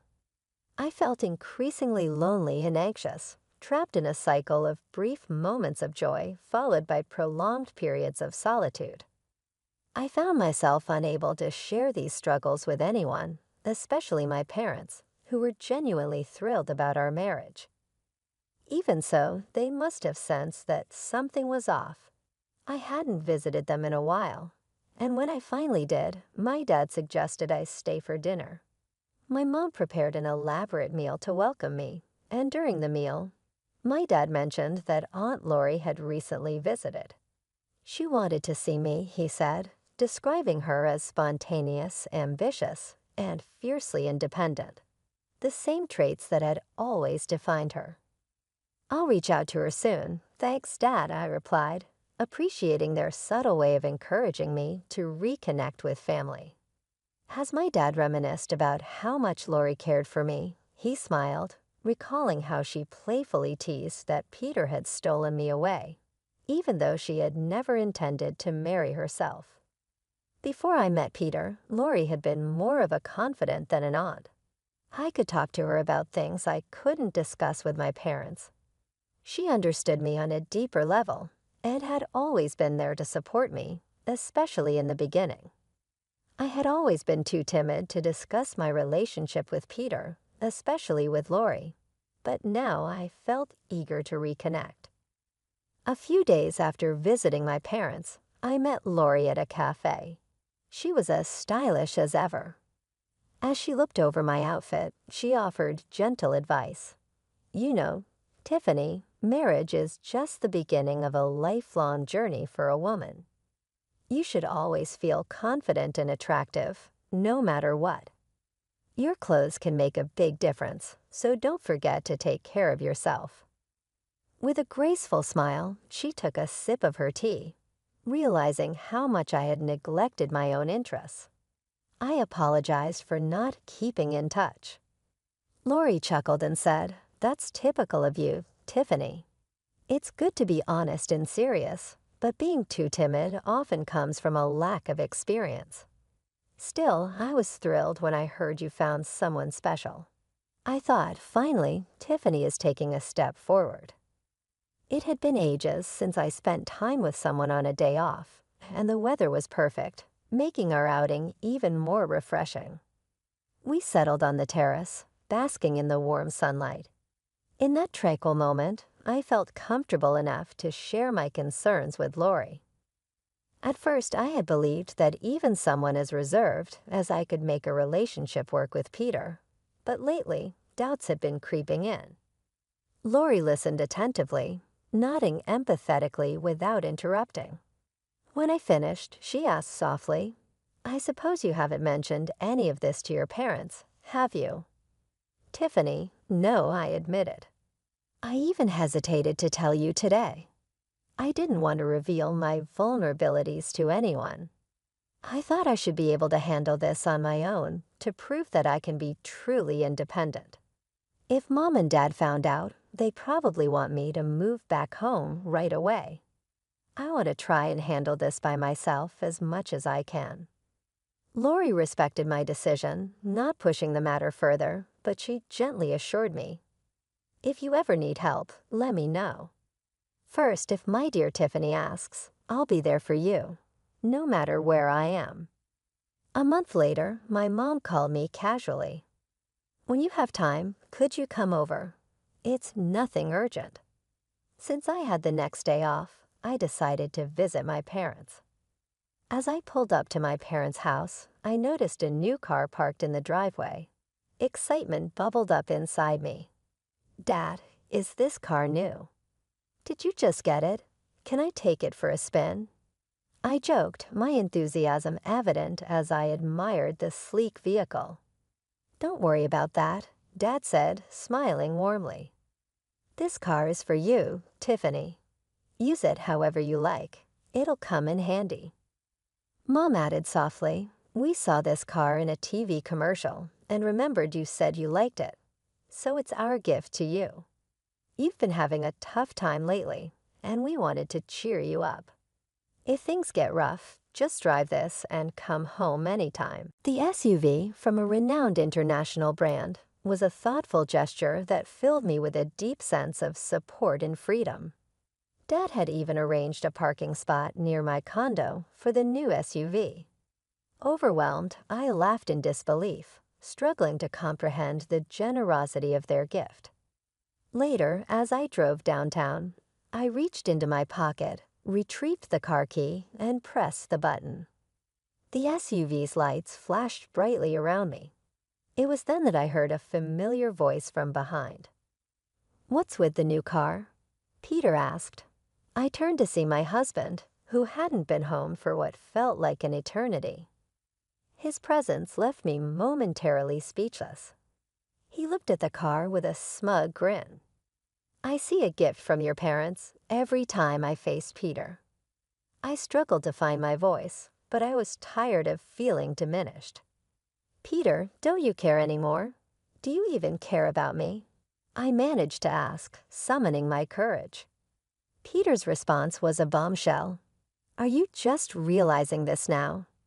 Did you think I loved you all this time? It's ridiculous how hopeful you are. His mocking laughter echoed in my ears. Something inside me snapped. Then why did you marry me? I retorted, louder than usual. Peter's cold reply was shocking. Wow, you're going to be that blunt about it. So marrying me was just a means to an end for you, huh? And now you want the car too. It's wasted on you. I couldn't believe the harshness of his words. Peter remained unfazed by the pain he caused.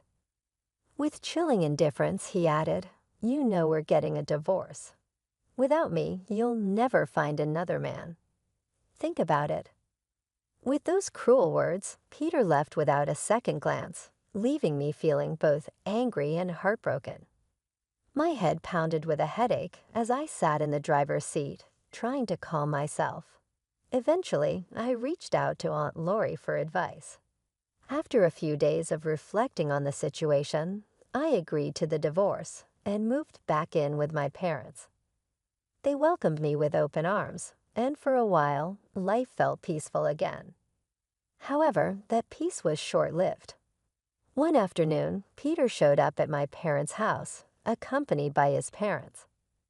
They all settled into the living room, and Peter's father spoke in a stern tone. "We're here to discuss our son's divorce," he began. As the conversation about the divorce unfolded, I took a firm stand. "If you don't agree to the divorce," I warned Peter, "I'll use Mike On's connections at the university to jeopardize your future." It wouldn't be hard to damage the career of a junior registrar if their daughter files a complaint. Peter, who genuinely cared for me, was taken aback by my approach.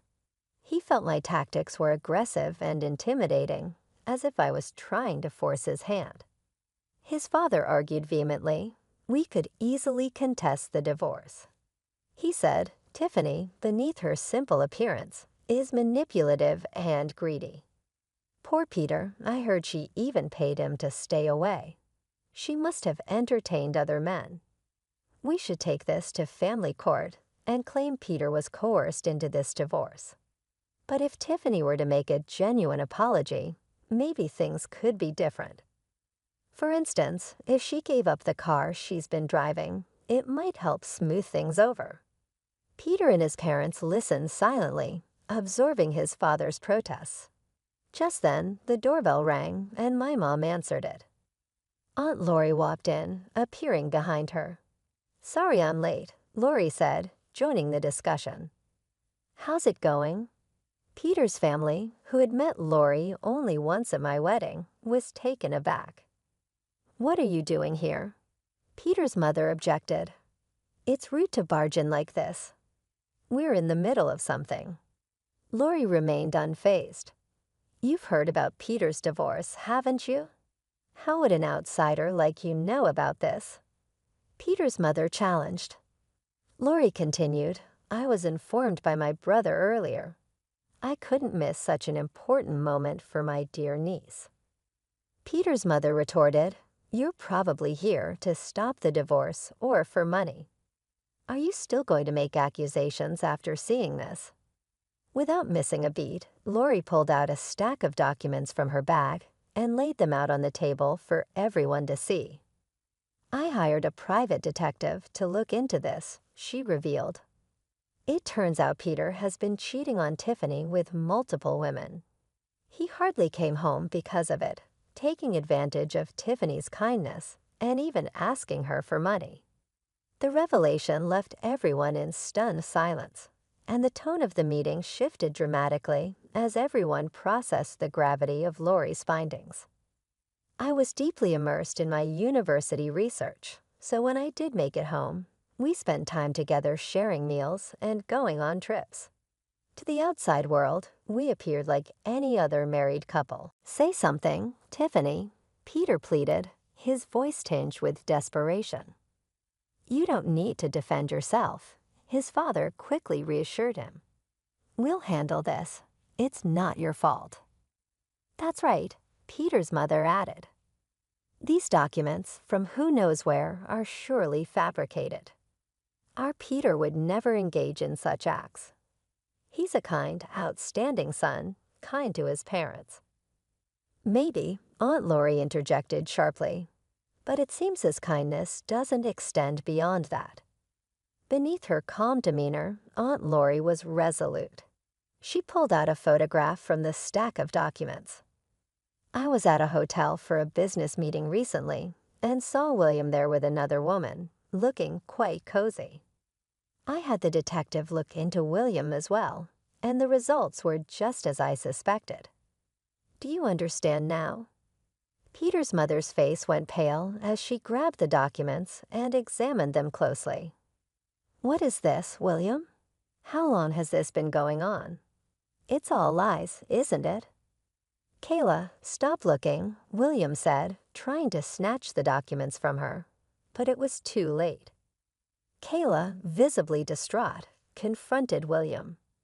"You've been cheating on me. The car you wanted so badly was for her, wasn't it?" No matter how much William tried to calm her down, Kayla was inconsolable. She stormed out of the house, tears streaming down her face, with William trailing behind her, desperately trying to explain. In the ensuing chaos, Peter blurted out, "Hey, wait, what about me?" He followed them out, equally confused. Aunt Lori smiled smugly and winked at me, but the rest of us were left in startled silence. She had obviously foreseen the dramatic course of events and the discoveries that had to happen. Aunt Lori told me that Peter's parents finally got divorced after all of the chaos. She gave me the assurance, "You won't fall for such a terrible man again. Let's enhance your beauty even further. I'll teach you every detail of personal hygiene and self-care." Aunt Lori came to visit often, even with her hectic schedule, and she would take me shopping and out to eat. I learned a lot from her at this period, getting fresh insight on confidence and self-care. I decided to go to graduate school a year following the divorce. I devoted myself to learning and growing as a person throughout this time of change in my life. I once heard someone yell my name as I was standing at a street crossing. When I turned back, Peter was still standing there. "A long time has passed. You've changed a lot," he said, sounding slightly surprised. At first, I hardly recognized him. The lady who had formerly been his unremarkable ex-wife had transformed into someone incredibly attractive and self-assured, according to Peter. Peter's life had turned south in the meantime as a result of the drama surrounding his parents' public divorce. Because of the upheaval he had caused, his parents, William and Kayla, had stopped providing financial assistance, and he had dropped out of graduate school. Peter found it difficult to cover his living bills and tuition. His former easygoing lifestyle was a faraway recollection. His old splendor had disappeared practically quickly, and the women who had formerly expressed interest in him had moved on. Just as Peter was going to recommend catching up, a man came over. "Regret the wait. Are you pals with Tiffany?" he inquired. It was Kevin, the guy I'd only recently begun dating. The moment Kevin arrived, it highlighted the new chapter in my life that Peter was no longer a part of. A group of women standing nearby were envious of Kevin. "Whoa, what a cute guy. Are they models?" they remarked. Kevin nodded to him, seeing my fleeting conversation with Peter. "I know him from back in the day. We're done chatting, it's okay." Kevin took my hand and said, "Let's go." Without another thinking, Kevin led me away with such confidence that Peter was left speechless. I headed toward the crossing with Kevin. I maintained a straight line of sight, my attention on the road ahead and the future that lay ahead. As we drove away, I didn't even turn around once.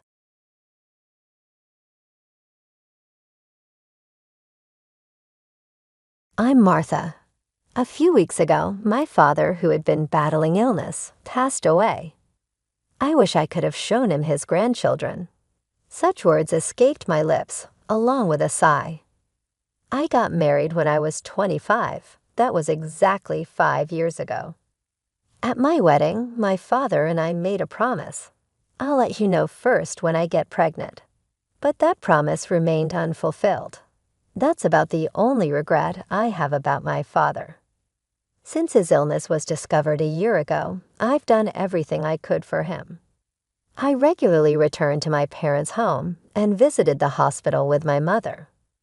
I increased the frequency of phone calls and video chats.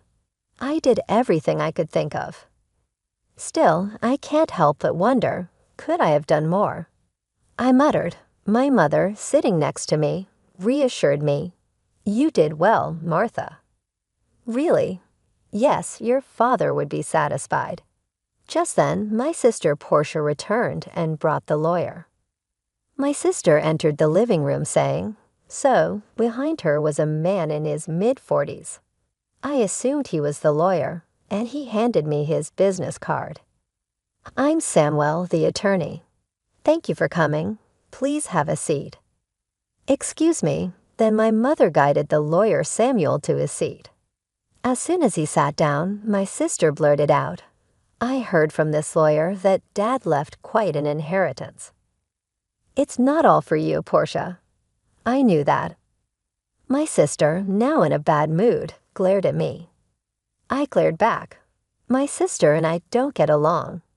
We used to be okay, but things turned sour when we found out about Dad's illness. One reason was my sister's arrogant attitude.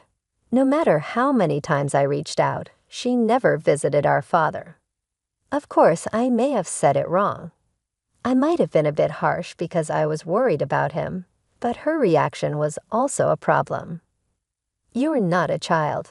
You don't have to be so stubborn. When I said that, my sister retorted, I'm not being stubborn. I live in the city. It's not easy to come to the countryside. But you can get here in 2 hours by car. Those 2 hours are tough. It costs money. It's money that's important to you. Of course it is. I'm busy, so stop contacting me. With that, she finally stopped talking. Even if she lived far away, she could visit once in a while. I always thought so. That's why our relationship deteriorated so quickly. In the end, my sister never visited our father, so our relationship remained strained. Sensing the tension, the lawyer intervened. Let's calm down, please. Okay, I'm sorry, I apologized, and the lawyer nodded before continuing. As I mentioned on the phone, I have your husband's will. When did this happen? My mother murmured. A few weeks before he passed away, he contacted me. So you went to the hospital? Yes, I had him write the will in front of me with his primary physician present. It turns out they had arranged for the primary physician to contact the lawyer when my father passed away. So after my father passed away, he contacted the lawyer, and in turn, the lawyer reached out to us. That's how it happened, and why I'm contacting you now, the lawyer said, pulling out a white envelope. He placed it in front of us. This is the will. That's definitely Dad's handwriting, I muttered, verifying the characters on the envelope. My sister Portia seemed a bit salty. Never mind. Just tell us what's in it. I'm busy, you know very well, the lawyer said with a wry smile, opening the envelope. Inside was a single piece of paper. This is what was written there. It stated that, besides the house and land, my father's inheritance included some savings and a storage shed. We knew about the house and land, but what's this about a storage shed? As I was pondering this, my sister angrily said to the lawyer, "Wait a minute. You didn't mention the farm." Farm? Yes, the farm Dad used to work on as a hobby. My father used to run a company in the next town, but after turning 50, he began to feel his age. I'm thinking of closing the company. I want to take it easy. Is that okay? I heard this when I was in high school. My sister, who was in college at the time, opposed it, but my mother and I, concerned about my father's health, agreed. Don't worry about the money, Portia. We have enough savings, my father reassured her. Reluctantly, she agreed. After that, my father really did close his company and started farming near our home. It feels good to move my body while farming, he said, looking happy. Seeing him like that, I felt glad I had agreed. My sister didn't seem to feel the same. She had said she would return home after graduating from college, but instead, she got a job near her university. Eventually, she married the CEO of an aita company she met through work. Anyway, that's why Father was farming until he got sick. My sister insists that the farm should also be part of the inheritance. The lawyer reviewed the documents. After hearing this from my sister, he quickly found a note and said, "The farm is rented land." Rented, I thought. We owned a large piece of land, my sister said, disappointed. Indeed, the farm my father grew vegetables on was spacious, but it might be too much for us, who know nothing about farming. Maybe it's good that it's rented. That's what I thought. The conversation then shifted to dividing the inheritance. As for the division of the inheritance, the house and land go to the wife, the lawyer said. My sister grinned. So we can divide the rest however we want. Please divide the savings and storage shed evenly between you two. Savings means cash, right? I'll take the cash. How much is it? The savings amount to about $100,000. There's no need to pay inheritance tax for this amount. Then I'll take the $100,000 in cash, my sister declared triumphantly. But I couldn't agree with such a selfish arrangement. I strongly protest against my sister. Wait a minute. I object. Why? I'm the oldest daughter. That's irrelevant. You can have the storage shed. What even is that, anyway? My sister turned back to the lawyer, flipping through the documents. The lawyer answered, "It's the storage shed next to the farm. You'll inherit the building, the land, and its contents." With that, my sister's eyes lit up. Even though she's married to the CEO of an aita company, does she still want more money? As I was wondering this, the lawyer told my sister the following. The line comes with it, but it's about 65 square feet, roughly the size of a small bedroom. A small bedroom? Yes, here are the photos. The lawyer placed photos of the shed on the table. Pictures of both the interior and exterior were displayed. The exterior clearly looked like a rundown shack. The inside contained only basic tools like hose scissors and shovels. Nothing that seemed valuable. I don't want it. My sister grimaced. I painted the photos too. It was all very ordinary. These are sentimental items, but they won't bring in money. As I was thinking this, my sister spoke. Fine, I'll take the cash. You can have that dirty shed. Hold on, that's not fair. You agreed to the vegetable farming. What are you complaining about now? It was hard to argue when she put it that way. Still, if I didn't say something, she'd take all of Dad's inheritance. So we're good then. My sister pressed me as I struggled to answer. My mother chimed in. As long as Portia won't complain later, I have no objections. There's no way I would. Then Portia gets the cash, and Martha gets the shed. Okay, it's settled then, my sister grinned. Feeling uneasy, I immediately objected. Well, I'm not satisfied. Oh, give it up. But you're so greedy, aren't you? That's not it. You're such a hassle. You care more about Dad than money. Right? My sister's words left me speechless. Of course, family is more important than money. Money is important, but it's not something to compare with family. While I was thinking this, my sister quickly ended the conversation. In the end, my mother got the house and land. My sister got Dad's savings. All that was left for me was the dirty shed. After that, my sister signed a document promising not to complain about the inheritance division. Laughter. She laughed, laughing loudly. I was full of complaints. I couldn't help but vent to my mother. "Mom, why didn't you help me?" "I did help you." "How?" "You decided with Portia." "That's not true." "I made sure you got the shed." "Huh, I'm not happy about getting that shed." "You might find something surprisingly good if you look closely," my mother said with a smile. I could only puff out my cheeks in response. The next day, I took the key from the lawyer and headed to the shed near the field. It was a 10-minute walk from home, a rural road where no one else passed by. I finally reached the field my father had rented. For the past year, he had been hospitalized, so the field was empty. I opened the shed with the key. Wow, it's dusty. The shed was quite dusty, probably because no one had cleaned it. Still, there might be something sentimental from Dad. Thinking this, I looked around the shed. Nothing special here. It was just a dirty shed after all. All I found were tools that I used for farming. They could be considered sentimental, but they weren't anything special. Maybe I should just take what's inside for now. I mumbled, looking around the shed. That's when I noticed something. Huh? It looks smaller than from the outside. Maybe it was the dim light, but the inside of the shed felt a bit cramped. Is it just my imagination? Thinking this way, I stepped outside the shed, but something still felt off. After pondering for a bit, I decided to walk around to the back of the shed.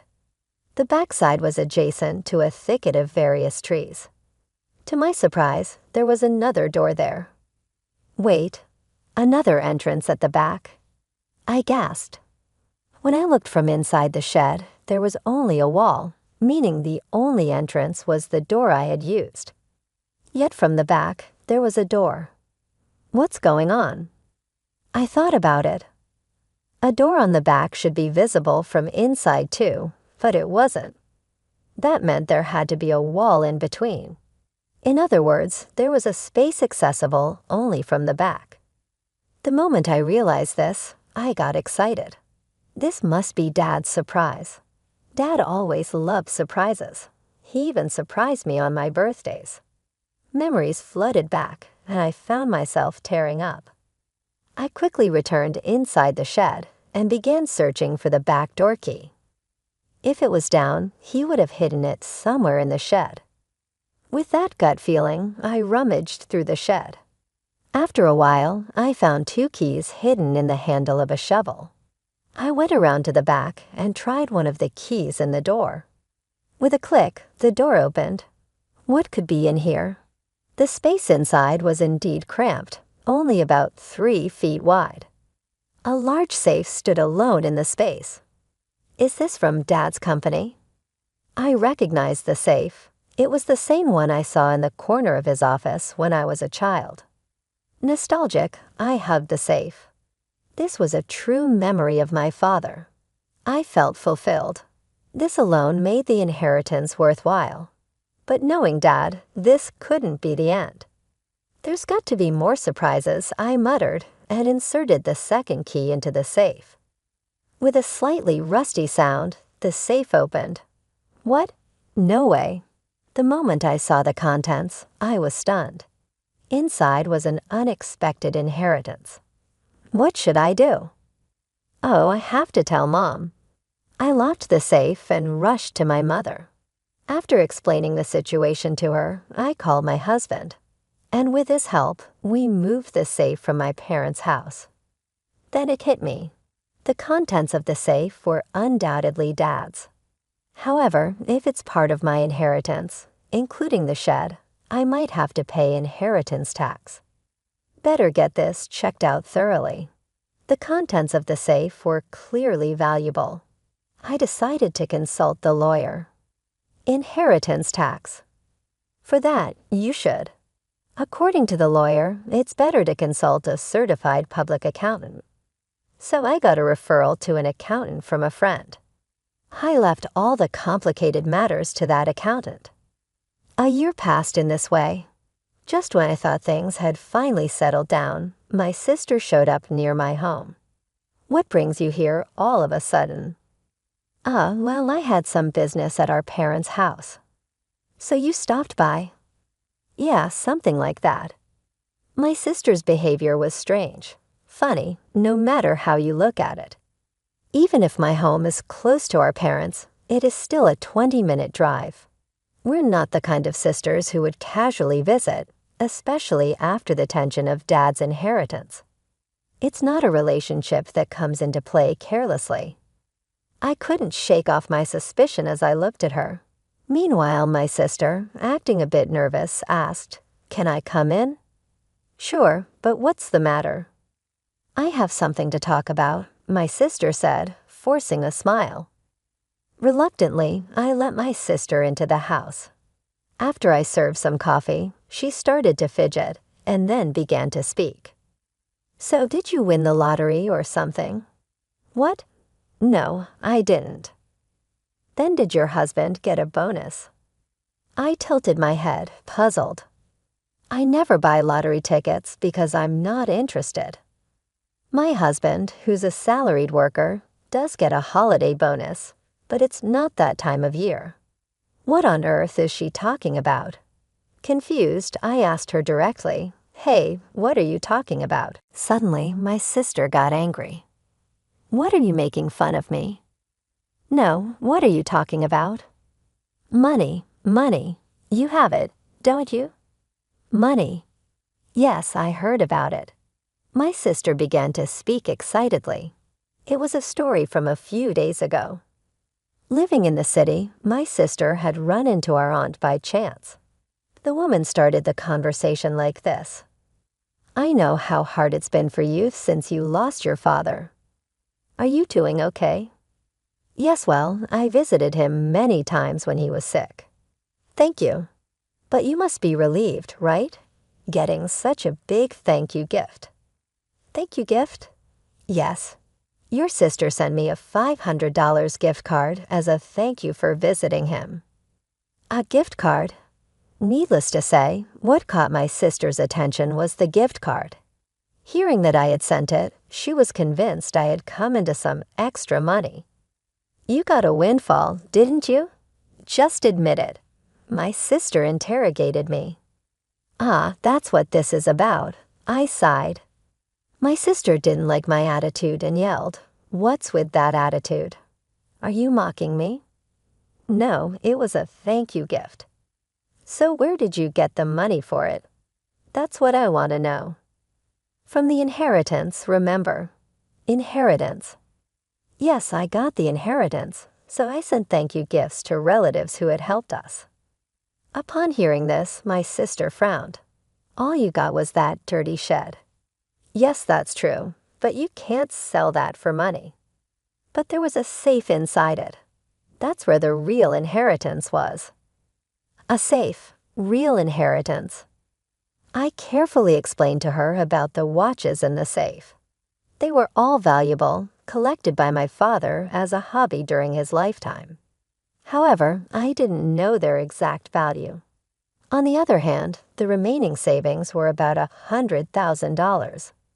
Considering he was a business owner who could retire early, that amount seemed small. That led me to think he might have invested a lot in those watches.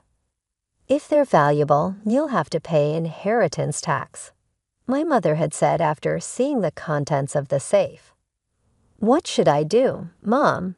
When I asked, my mother thought for a moment and advised, "Things like this always come out. You should declare it properly." "Well, let's ask that lawyer we spoke to recently." So I consulted the lawyer again. I was told that if you inherit valuables, the inheritance tax is determined by their value at that time. I was also told that a certified public accountant could handle it for me, so I left it to the accountant. As a result, it was found the watches alone were worth at least $500,000. With watches this valuable, you'll have to pay inheritance tax. How should I pay it? How about keeping the ones you're emotionally attached to and selling the rest? Certainly, it doesn't make sense to me, who doesn't know the value, to hold on to such expensive watches. I'd rather someone who understands their worth have them. With that thought, I sold some of the watches. I used the money from the sale to pay the inheritance tax and sent thank you gifts to the relatives who had helped us. Those thank you gifts were the gift cards my sister was talking about. By the way, what I kept were items like the pocket watch my father often wore. I showed my sister the pocket watch as I told her this story. This one isn't expensive, but it holds the most memories for me. However, my sister frowned upon hearing my story. What? You don't have any left. No, there are still some in the safe. Where's the safe? It's at Mom's. The safe is too big for this house. It's the one Dad used at his company. My sister looked away, seeming deep in thought.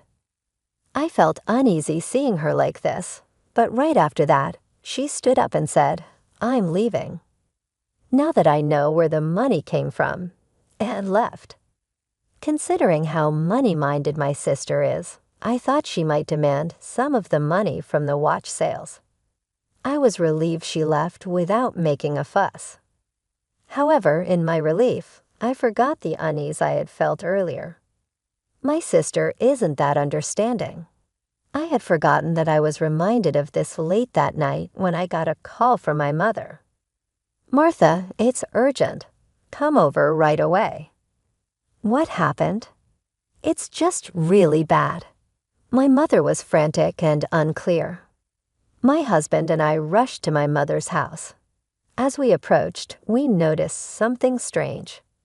The area around my parents' house was lit up in red. What's going on? The reason became clear as we got closer. Several police cars were parked outside my parents' house. I pushed through the crowd and called out to my mother, "What happened, Mom?" "Well, Martha, you see." According to my mother, it was after 9 p.m. Feeling tired, she'd gone to bed already. Soon after, she heard strange noises. Sounds like someone searching for something came from beyond the door. Oh, it's a burglar. That's what my mother thought instantly. However, she was the only one in the house. Feeling helpless, she decided to escape through the window. Looking back, she saw the light of a flashlight moving inside the house. This is definitely a burglar. Convinced, she ran to the neighbor's house and said, "Help. There's a burglar." Hearing this, the neighbor immediately came out. They too saw the swinging light my mother was pointing at and called the police, thinking it was a burglar. However, it wasn't a burglar at all. It was my sister who had sneaked into the house. She had gone to rummage through the safe after hearing my story. Neither my mother nor the neighbor had any way of knowing this. Soon the police arrived, and naturally, my sister was shocked, realizing she was in trouble. She tried to make a quick escape. Of course, it's her own family home, so there's no need to run. Yet in her panic, my sister thought she had to escape. In her rush, she bumped into the open door of the safe. As she attempted to run, the already unsteady safe suddenly collapsed, landing squarely on top of her. Portia therefore became ensnared beneath it. Indeed, that is what took place. Is she all right? She insisted on saying her leg hurt, even after the ambulance brought her to the hospital. How in the world was she thinking? I was very taken aback. After that, feeling awful for phoning so late, my mother and I apologized to the police officers who had arrived to assist. I called my sister's spouse as well. "You mean to say that Portia hurt herself after breaking into her own family's house?" "Yes, that is accurate." What's Portia up to? She never even cleans the house. I sincerely apologize for my sister. That concludes everything. I'm requesting a divorce. Divorce? Actually, my sister's husband said that she had accrued a sizable debt. She had obviously been spending a lot of money on name-brand merchandise. They got into a heated argument once he learned the truth. Ultimately, my sister angrily left the house with the words, "I'll borrow from Mom and pay it back." It turns out that she had settled her bills with the $100,000 she inherited earlier. She came to me, still short, to scrape up more cash. Her actions resulted from learning about the contents of the safe, which in turn caused this entire situation. It makes sense why her spouse was enraged. Ultimately, my sister ended up in the hospital with a shattered leg. After visiting the hospital, her spouse began discussing a divorce. My sister, of course, created a scene. I refused to get divorced. Definitely not. However, it was already too late. The divorce papers had been brought by her spouse. She had no option but to sign when she saw them. She is now dazed and laying on her hospital bed. She is most likely going to start working part-time to pay off her debts because there is a part-time job magazine next to her. For me, that would be a relief. In my case, I made the decision to return to my parents' house following all of the chaos. In addition to my mother, of course, I'm also concerned since I recently found out I'm pregnant. After discussing it, my husband and I made the decision to return home, enlisting my mother's assistance with the kids and daycare. Though I'm sure he would be pleased for us, I wish I could have told my father about the pregnancy when he was still living. I thus want to give birth to a healthy child.